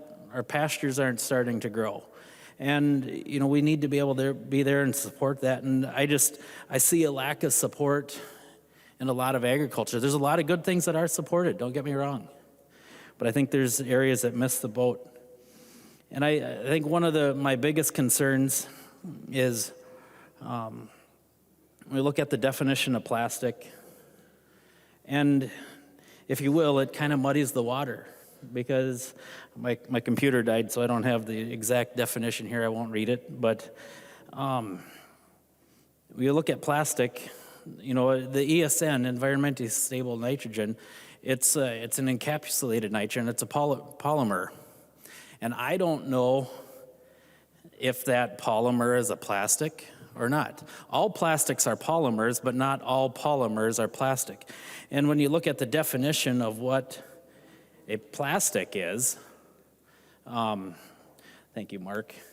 As you look at the definition for this, it can be talking about plastic means an organic or a petroleum derivative, synthetic or a semi-synthetic organic solid that is moldable, to which additives or other substance may have been added. Plastic does not mean natural polymers that have not been chemically modified. Well, when there's anything that you start putting things together, making a recipe for how to stabilize the nitrogen, you're chemically modifying this. And now it could be absolutely biodegradable, but we've muddied the waters with this definition. And, I have some concerns about that. There's, as I said, farmers or agriculture, we have to pivot, we have to change, we have to, and, I think of what I do on my farm today that I wish I could take my grandpa around and show him the farm, what it is. He's passed away about 20 years ago. He would be amazed at what technology has been able to do, what we're able to be, but we've constantly adjust. We're constantly improving. What had been best management practices when he was my age, we've improved on them. We've changed. Some of them are obsolete because we found that they're not best management practice for what we know today. And I'm sure that my kids and maybe my grandkids hopefully will someday be looking at it. I can't believe Dad and Grandpa used to do those things. But that was where we were, where we are today. These are best management practices. We continue to improve on them. And, this is a tool in the toolbox that we continue to hone. We continue to use a different piece, but this is what we have today. And when we have, it takes many years to go through the EPA regulatory process to get a product approved, to be able to use. And, we're probably a decade or more out from some of the biological options that are available. Yes, there are some, but they're not as effective. And so you have to weigh out the cost. What do we see there? And I think that there's a lot of good things, but I think there's enough reasons I unfortunately have to say I'm voting no today. But I believe that we can come back and we can improve some things and hopefully get this bill off this through the legislature and onto the governor's desk before the end of the session. And I want to thank you, Chair Sundin, for all your work on it, and the rest of the committee. I've appreciated that, and thank you for that and running the good committee you did. So thank you. The member from Hennepin, Representative Claiborne. Thank you, Madam Speaker. Excuse me. Tonight I rise in thanks. Thank you to Chair Sundin for the great work that you did in our committee and for all of the members in our committee who had robust debates about many important issues. But I would like to specifically call out the provision for the research dollars for the Forever Green Initiative to the University of Minnesota and the ag portion of this bill. This is an important investment for the plant scientists who will develop the next generation of seed and genetics that will enhance the yield and quality for these important cropping systems. The work these scientists will do will combine the best agronomic practices in plant breeding with cutting-edge technologies like whole genome breeding and data science that will allow for accelerated development and introduction of these regenerative cropping systems. This will result in more sustainable and profitable production practices, enhancing and improving soil health and protecting our important water resources, while, and this is an important while, providing an additional economic opportunity for our agricultural economy. These investments complement and enhance past investments made by the state of Minnesota. And so, Chair Sundin, I appreciate your taking this effort seriously and putting these important research dollars in the bill. Thank you. And with that, members, I also encourage a green vote on this bill. The member from Carver, Representative Nash. Thanks, Madam Speaker. I'll be brief. You've heard me talk about the housing issues as part of a quadratic equation, and each part of that equation you have to solve. You're going to fail at solving that equation if you don't deal with each piece, and if you just ignore parts of those, hoping that they'll go away because they may be uncomfortable to talk about in caucus or with some of your supporters, you're still going to fail that math problem every single time. Every single time. So while this housing bill does do some things, it doesn't do enough things to promote the building of starter homes. It still doesn't remove some of the onerous regulations that are on the building of homes.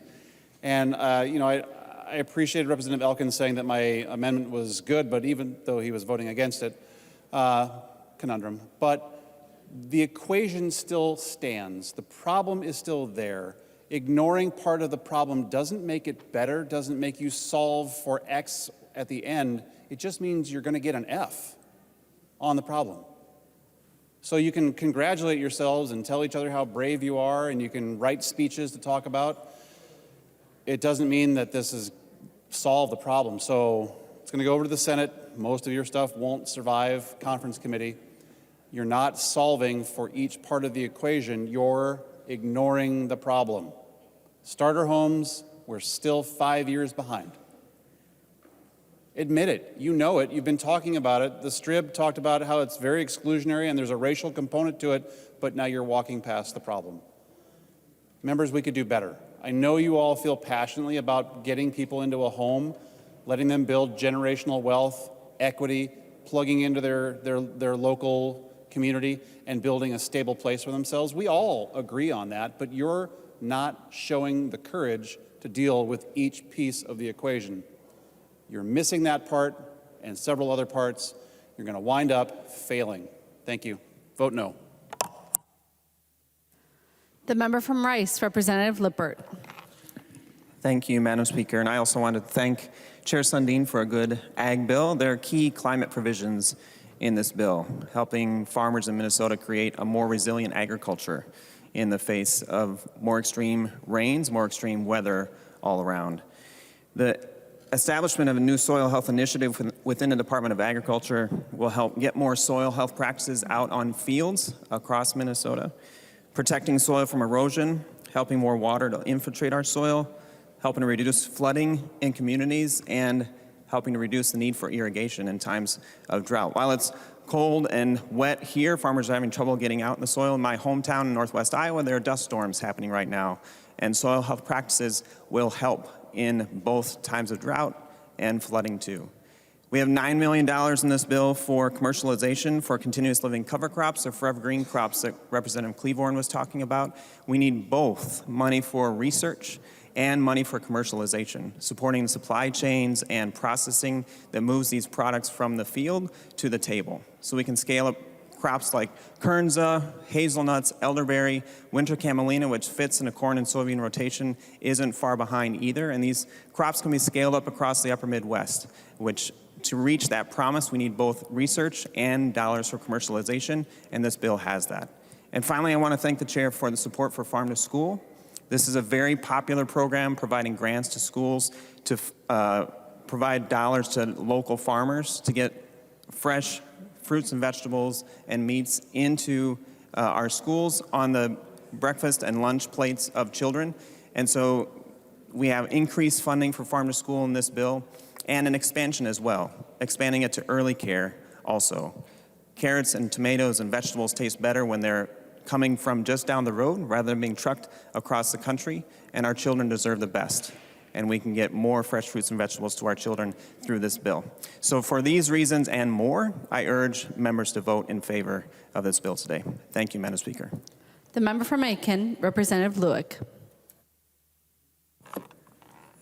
Thank you, Madam Speaker. First I want to say, I want to thank Chair Sundin for the hard work of the committee, but there's a chunk missing in this bill, and it's a pretty big chunk, and it's got some parallels that are not unlike some of the discussion we had earlier tonight over the unemployment situation and promises that were made by Governor Walz quite some time ago. As most of you, I'm sure, remember, maybe not. You know, if you're into business, if that's what you do when you're not here, directly involved in agriculture. I remember when Governor Walz, last summer, right in the middle of the drought, said, you know what, we got a problem out there.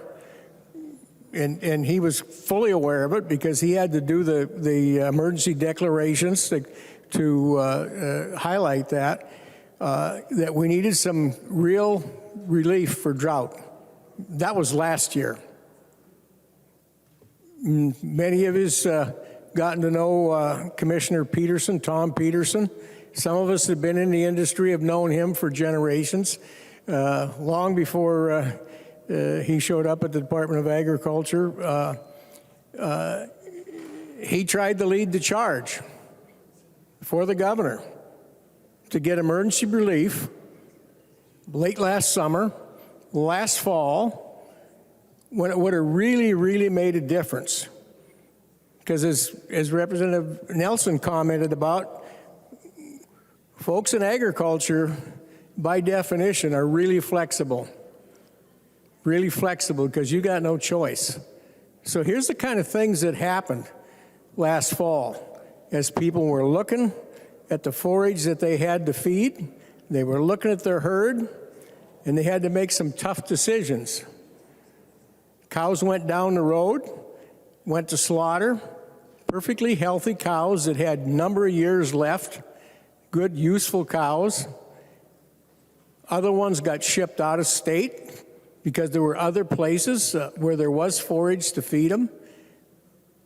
So what did we do?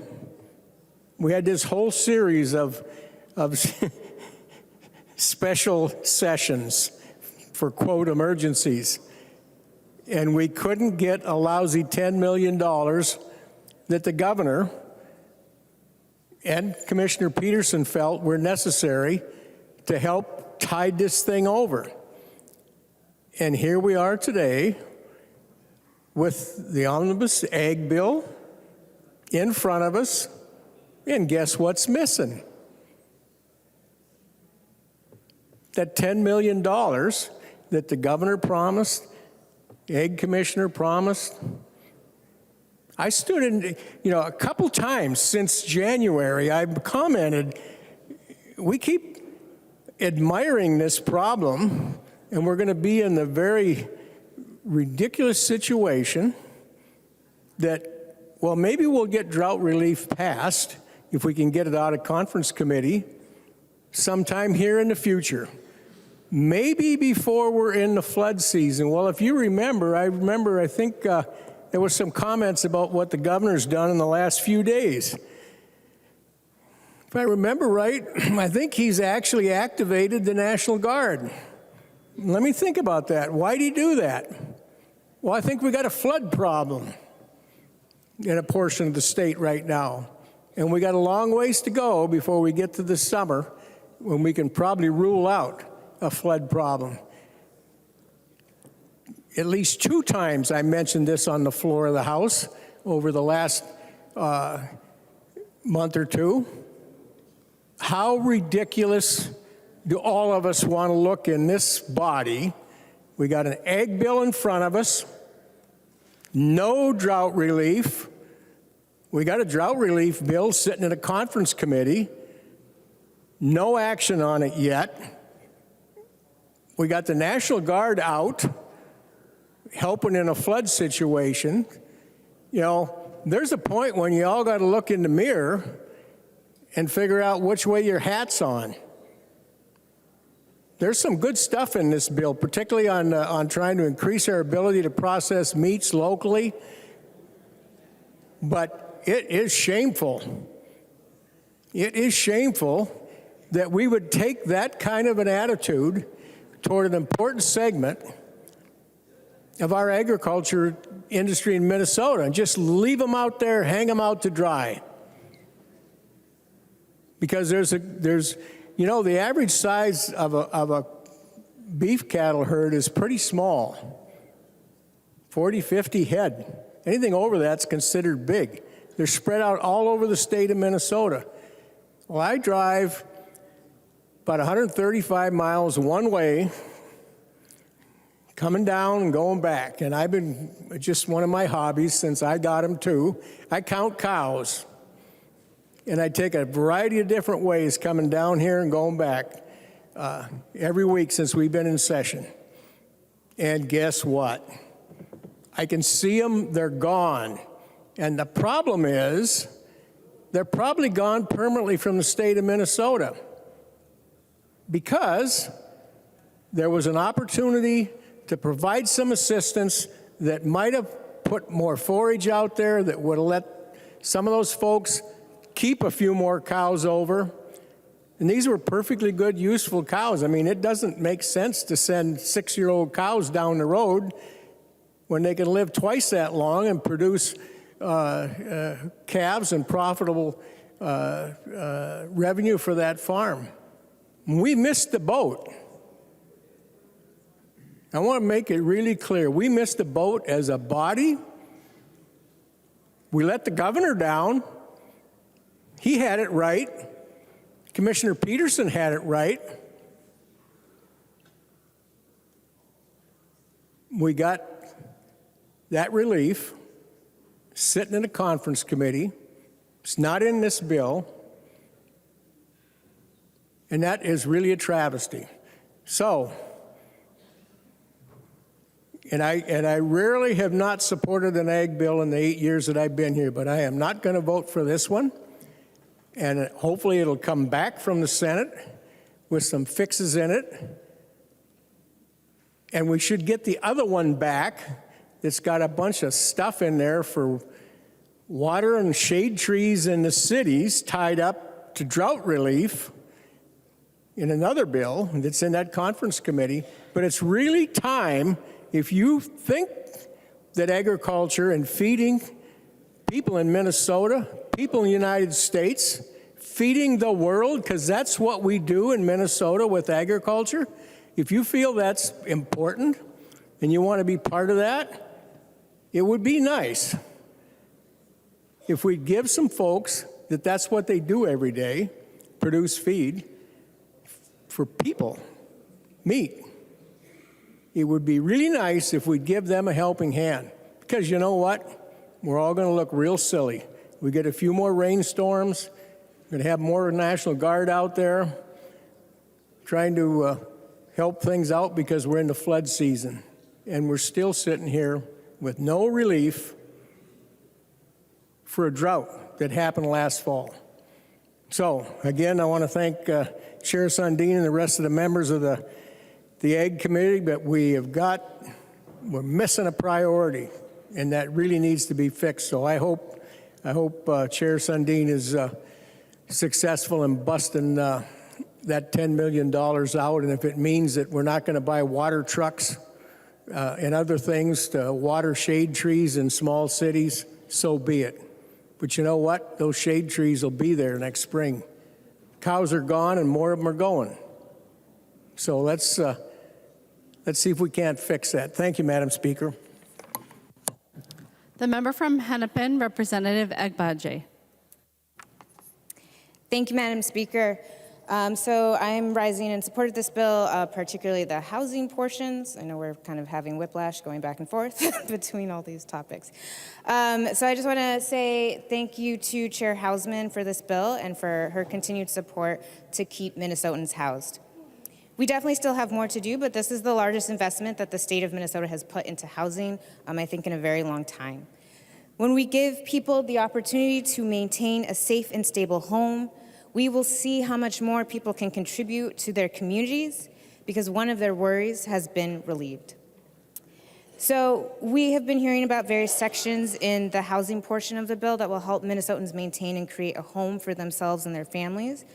One such provision that has already been highlighted by Representative Tice is the grant funding for mediation services, so that way more tenants and landlords can resolve their disputes outside of the court system.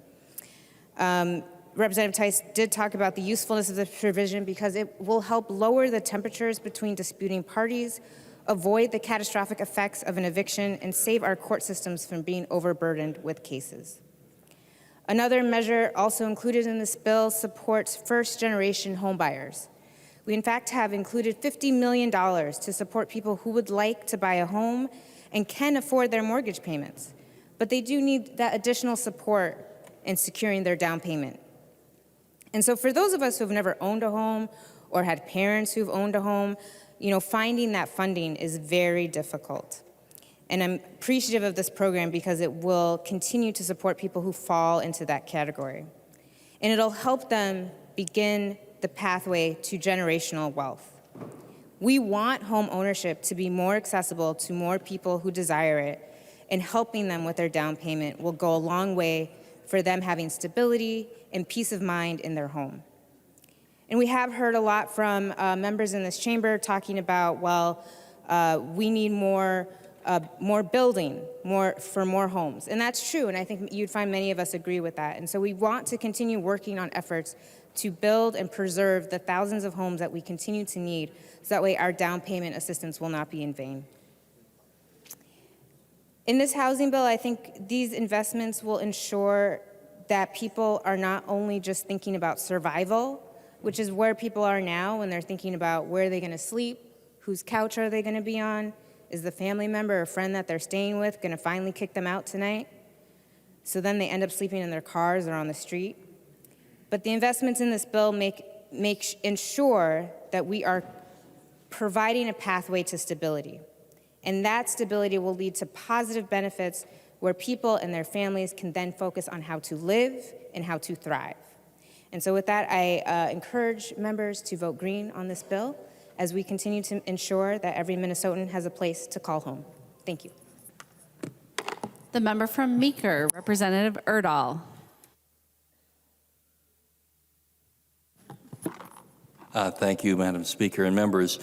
Let me preface my remarks just a little bit by saying that, certainly for me there are some problematic items in this about housing, but whether we like the provisions or not, we should recognize the efforts of Chair Hausman, who has been a champion advocate for housing throughout his career, and we should appreciate what she's done.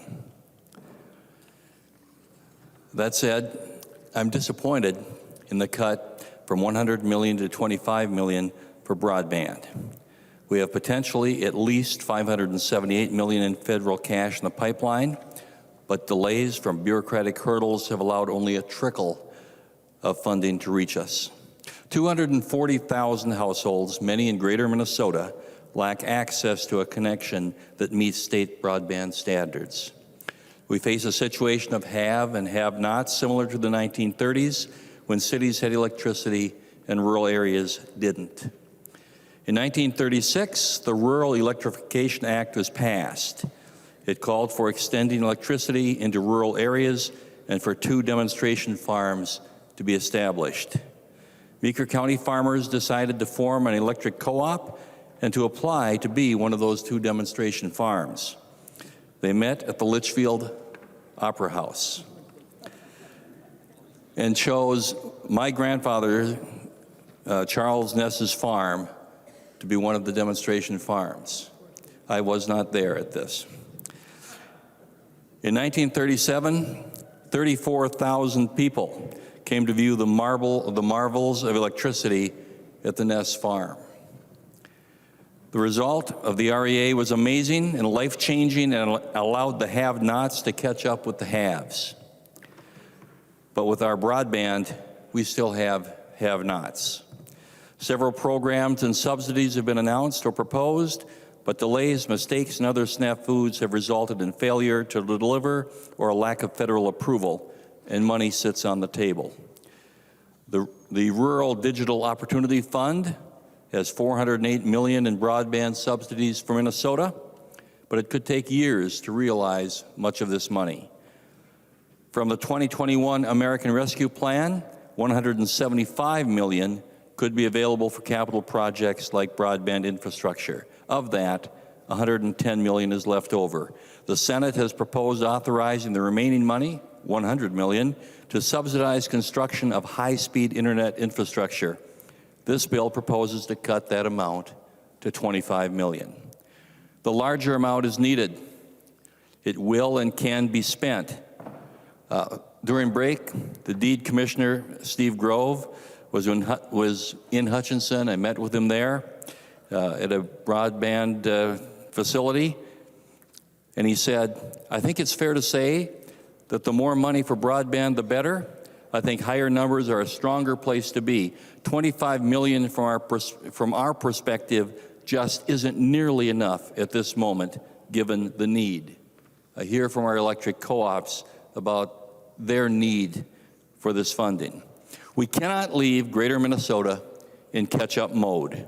We can't go back to the have and have-nots like before rural electrification. Students in greater Minnesota shouldn't have to go to McDonald's parking lots to get broadband. Be fair, do what is right, and as this process proceeds, try to add more funding. Oh, by the way, the $110 million from the ARP, if we don't agree on how to use it, Governor Walz will just be able to spend it as he wishes. Thank you. The member from Dakota, Representative Ryer. Thank you, Madam Speaker and members. I'm proud to stand in support of our housing bill that provides support to Minnesota across the housing continuum, from addressing homelessness to home ownership. Housing is a foundational need.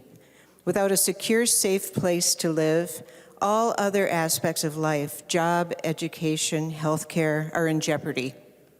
This is the reality for far too many Minnesotans who either have no place, pay too high a share of their income for housing, or seek home ownership in a difficult market. I've experienced housing instability in my life. I know how dire it is, and I also know how much benefit assistance brings. When I was in my 20s, I was the single mom of an infant and was in an abusive relationship. For our safety, we sheltered at Women's Advocates in St. Paul. We had no money, and in my trauma, I didn't know what steps to take next. One of the many blessings that happened for me there was that I obtained a very scarce Section 8 housing voucher. Because of that, I was able to breathe much easier, to start healing and put the pieces of my life back in place. After completing my degree, I moved to Ohio, went to grad school, and started my research career. Now my rent was more than 50% of my income, and between rent and daycare, life was very, very tight. There was no margin for unexpected expenses, even a car breakdown. We made it through, but I came through those experiences knowing just how unstable stability can be. And knowing that as a state, we can stabilize families through a variety of housing programs, including rental assistance, the most flexible and helpful option for the most people. Finding housing is even harder if you have accessibility needs. I'd like to call attention to one bipartisan provision that addresses this. My thanks to House co-authors, Representatives Rod Hamilton and Representative Tony Jurgens, and Senate author Zach Duckworth, plus my many DFL co-authors. This provision requires multifamily housing facilities funded by housing infrastructure bonds to ensure that at least 5% are more physically accessible for people with disabilities. In practice, this requires moving one step up the accessibility housing code and including roll-in showers. This provision also requires that 5% are accessible for people with sensory accessibility needs. This would include features such as low odor paint and carpet, soundproofing, and non-fluorescent lighting. These are all straightforward changes that are very much in demand by today's renters, including aging Minnesotans and veterans with accessibility needs. I want to close by thanking Chair Hausman for her leadership in committee this year. I'm grateful for having a session to work with you. I also thank all my fellow committee members and especially our staff for your dedication and hard work. We've put together a bill that everyone can be proud of, and I encourage everyone to vote green. The member from Pope, Representative Anderson. Thanks, Madam Speaker. I will be brief. Just like to thank a couple of people. And Chair Sundin, you are a gentleman and a scholar, and I've really appreciated working with you these last few years, and I'll have to find a new supply of candy after you leave us the next few years. So thank you very much. Great job. And thanks to Mark Knisely, who is our researcher. He is there, our meetings every week, goes above and beyond. So thank you to Mark. Your work is very much appreciated.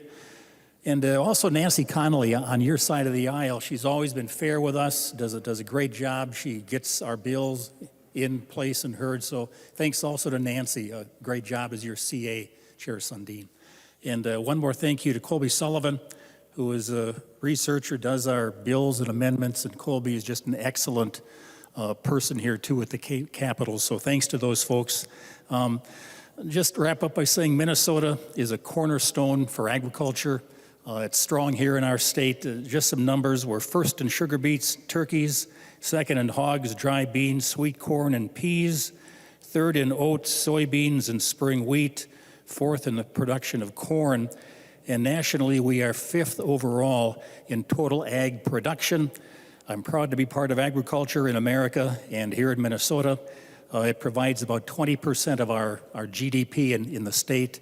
And so agriculture is strong, support it, and thanks to all of you for your support of this bill. Member from Hennepin, Representative Hassan.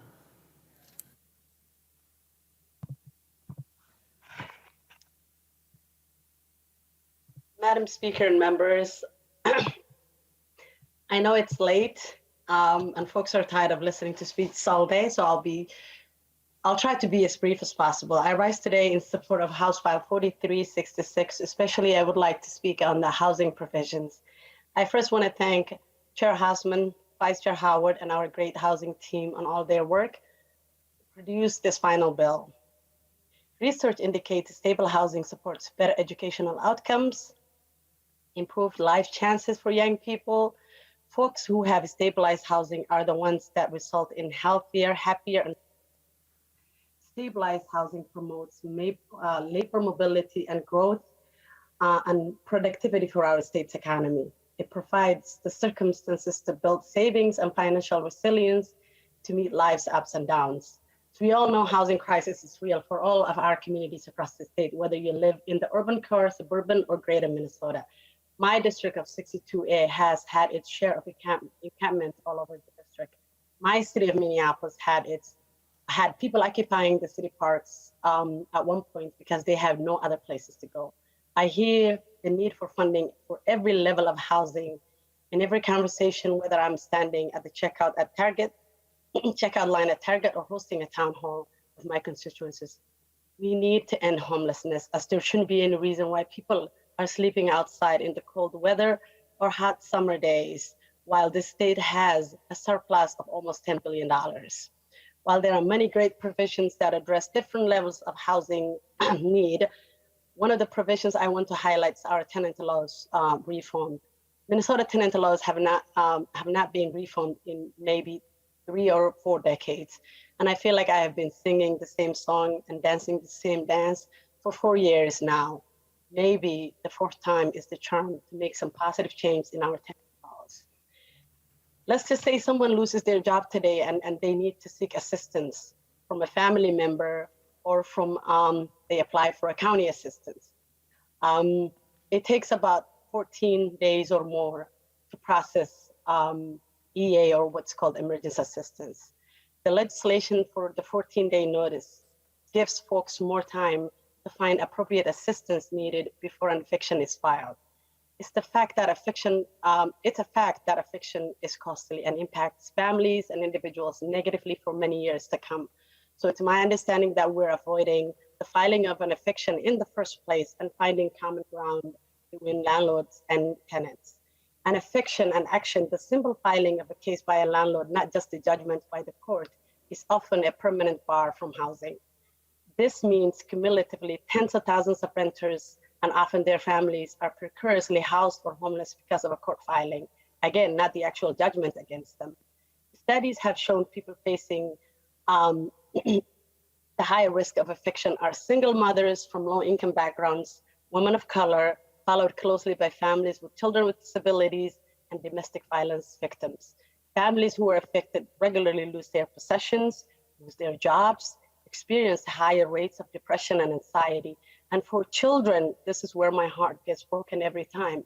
For the children, the instability caused by eviction can result in worse outcomes in education, in health, and their future earnings. In the occasional situation when a tenant are ultimately successful in getting an eviction expunged from their record, it usually takes 2 to 4 months. And this is a critical time a tenant is seeking a new housing. Eviction hurts families. Eviction is one of the top reasons why people are homeless. Eviction costs us a lot of money, and proper housing saves lives. We must reform these tenant laws to help more families stably housed. Another provision that I would like to highlight is the $50 million for down payment assistance for first-time home buyers. As we all know, Minnesota has the highest rates of home ownership in the nation, but also one of the largest disparities in ownership rates between whites and BIPOC households. Apart from the historic, systemic, and institutional factors that have contributed to that disparity, it's also amplified by the fact that we simply do not have enough homes on the market to provide adequate, affordable ownership opportunities. Food for thought. We have 60,000 families of color who are mortgage ready today and cannot find a home to purchase. While we could always do better to help families across the state in the pathway of home ownership, I'll take what I can get today. And today we have $50 million for down payment assistance for first-time home buyers, first generation home buyers.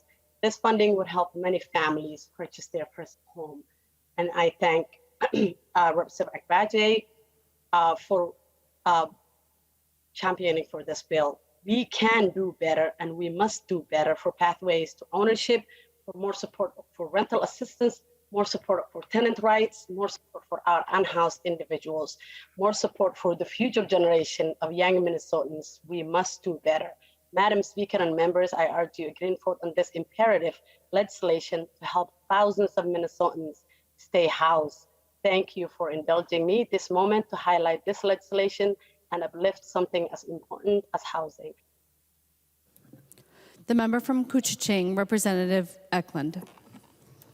Thank you, Madam Speaker and members. I want to thank Chair Sundin for this bill and Chair Hausman for this bill. Chair Sundin, I appreciate you putting that diagnostic laboratory equipment in there. We're seeing what's going on with high path aviation influenza and other things that could affect our livestock supply. So that's definitely needed to keep our agriculture business going forward. But I'm really here to talk about broadband. There's $25 million in this bill. That's been questioned. I can remember 7 short years ago when people gasped that we were spending $25 million on broadband. And I'm so thankful that my colleagues on the other side are seeing the need for increased spending in broadband. I look forward to working for you going forward and making sure that we do have true border-to-border broadband going forward in the state of Minnesota. Last session, we took $70 million out of the ARPA funds to fund broadband. Guess what? Federal government hasn't released it. So we missed a construction season. There's another $110 million ARPA funds on the bottom line that I am hopeful in this conference committee that we do get to put that towards broadband. And then I am certainly hopeful that Treasury will release the funds for us to use. We missed a broadband construction season last summer, folks, because of that $70 million, $35 million a year ARPA funding that we put into broadband. So folks, it's $25 million right now. If it passes the way it is right now, it'll get us through a gap that we can get funding out and get this started. And hopefully, cross our fingers, that the ARPA funds will be available for us to use. I want to talk about one other provision in this bill that hasn't been talked about for broadband. Our communities that have trouble meeting the grants and meeting the matches, there's a provision in this bill to change that. It's no longer 50-50, it's 75-25. That'll help some of our poorer townships and others maybe make it to the end of the grant cycle. And it also increases the maximum amount to $10 million. Another part of this bill will create a study that will be reported back to the minority and majority leaders of the next legislature to find out if this formula change that we made is the right thing or if there needs to be another formula change put into the bill. Overall, we could have used more money in broadband. I'm going to keep fighting till this session is over to see if we can get more money into broadband, but the $25 million will provide a gap to get an RFP out through the Office of Broadband to at least get some projects in the ground. I ask the members to vote green. Thank you. The member from Ramsey, Representative Hausman. Thank you, Madam Speaker. Members, I was trying to decide how do I close this out? What are the final minutes of this discussion that got us to this bill? And I thought what we didn't hear much tonight were personal stories, and I thought I would end there. From Woodbury, I get emotional about this stuff. But really, just seeing all around the U.S. homelessness has increased, and I cannot assure my children grow until they have a stable place to live. Growth needs stability. You need a place to go to, which is safe. And from Maple Grove, a disabled single mom renting a space in a home. Her boyfriend was the primary renter. He passed away in November, and she couldn't afford the rent on her own. Her current landlord has threatened to evict her family. She is packing up everything in preparation for eviction while trying to deal with the debt. She can't find an affordable place to live. One son has special needs. And then she observes payment for a mortgage is lower than many rentals in the area. Something to help might be better if she could get a loan to purchase a house instead. And from Bloomington, the tenant has no ability to pay rent. She borrowed $500 from a friend to pay part of what she owed. However, overall, her bills are stacking up. She owes the electric bill and can't afford groceries. She actually has no food in the house. She doesn't know what she'll have to eat today. She needs help now. She noted this situation is creating incredible stress. And finally, from Rosemont, a woman who recently moved out of an apartment in Apple Valley. She has a very limited income because she had to retire early and is on medical disability. After moving out of her previous apartment, she got her security deposit sent to her with $350 subtracted for a move-out fee. The fee was not listed in her lease, nor was she ever informed about one. She is irate, with her voice quivering just a bit. She noted that $350 is a lot of money for anyone, but especially for someone who has a very limited income. I felt closing with some of those personal stories was important because, frankly, those personal stories are what make us work harder. They keep us going in this work.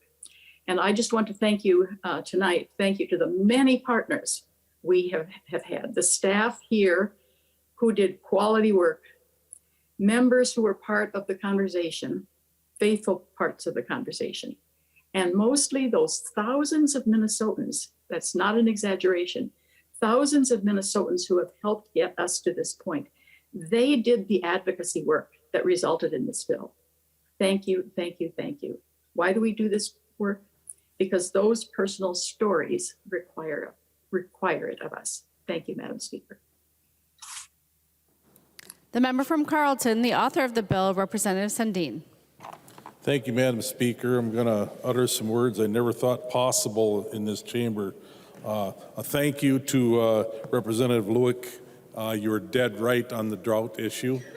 We put together a good drought bill on the 10th of last month, and the Senate finally started to engage about 10 days ago on that issue, and we're stalled. They have the gavel, and they're not doing anything. So if you've got any friends over there or any influence on the across the street, shake them loose. Let's get some drought relief going. You know, I'm ready to meet day or night to get that resolved. But I really have spent the last several months bragging about the legislation that came out of here on time, on budget last year. It was the ag bill. It was the most bipartisan bill that I've ever been involved in. It was the most bipartisan bill last year. We got it out on time. I'm very, very proud about that. I've been spreading the gospel on that all over the state, wherever I can. And it wasn't because of me. It was because of the team we had put together that took their work seriously and got it done. So we've got the same team this year. We've got a bigger bill. We've got a better bill. And I'm just going to ask that you support 4366 with a green vote. Thank you. The clerk will take the roll on the bill.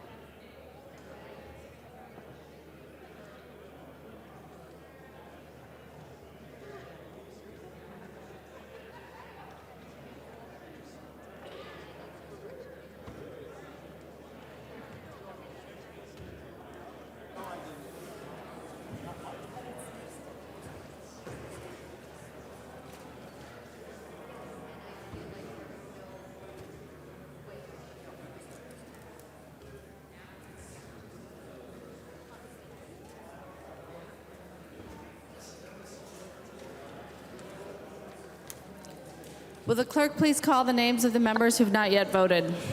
Hamilton. Hamilton, no. Hamilton, no. Houseman. Houseman, aye. Houseman, aye. Kreshaw. Kreshaw, no. Kreshaw, no. Mecklin. Mecklin. Morrison. Morrison, aye. Morrison, aye. Mortensen. Mortensen, no. Mortensen, no. Sandell. Sandell, aye. Sandell, aye. Thompson. Thompson, aye. Thompson, aye. Mecklin. Did you hear that? Mecklin. The clerk will close the roll.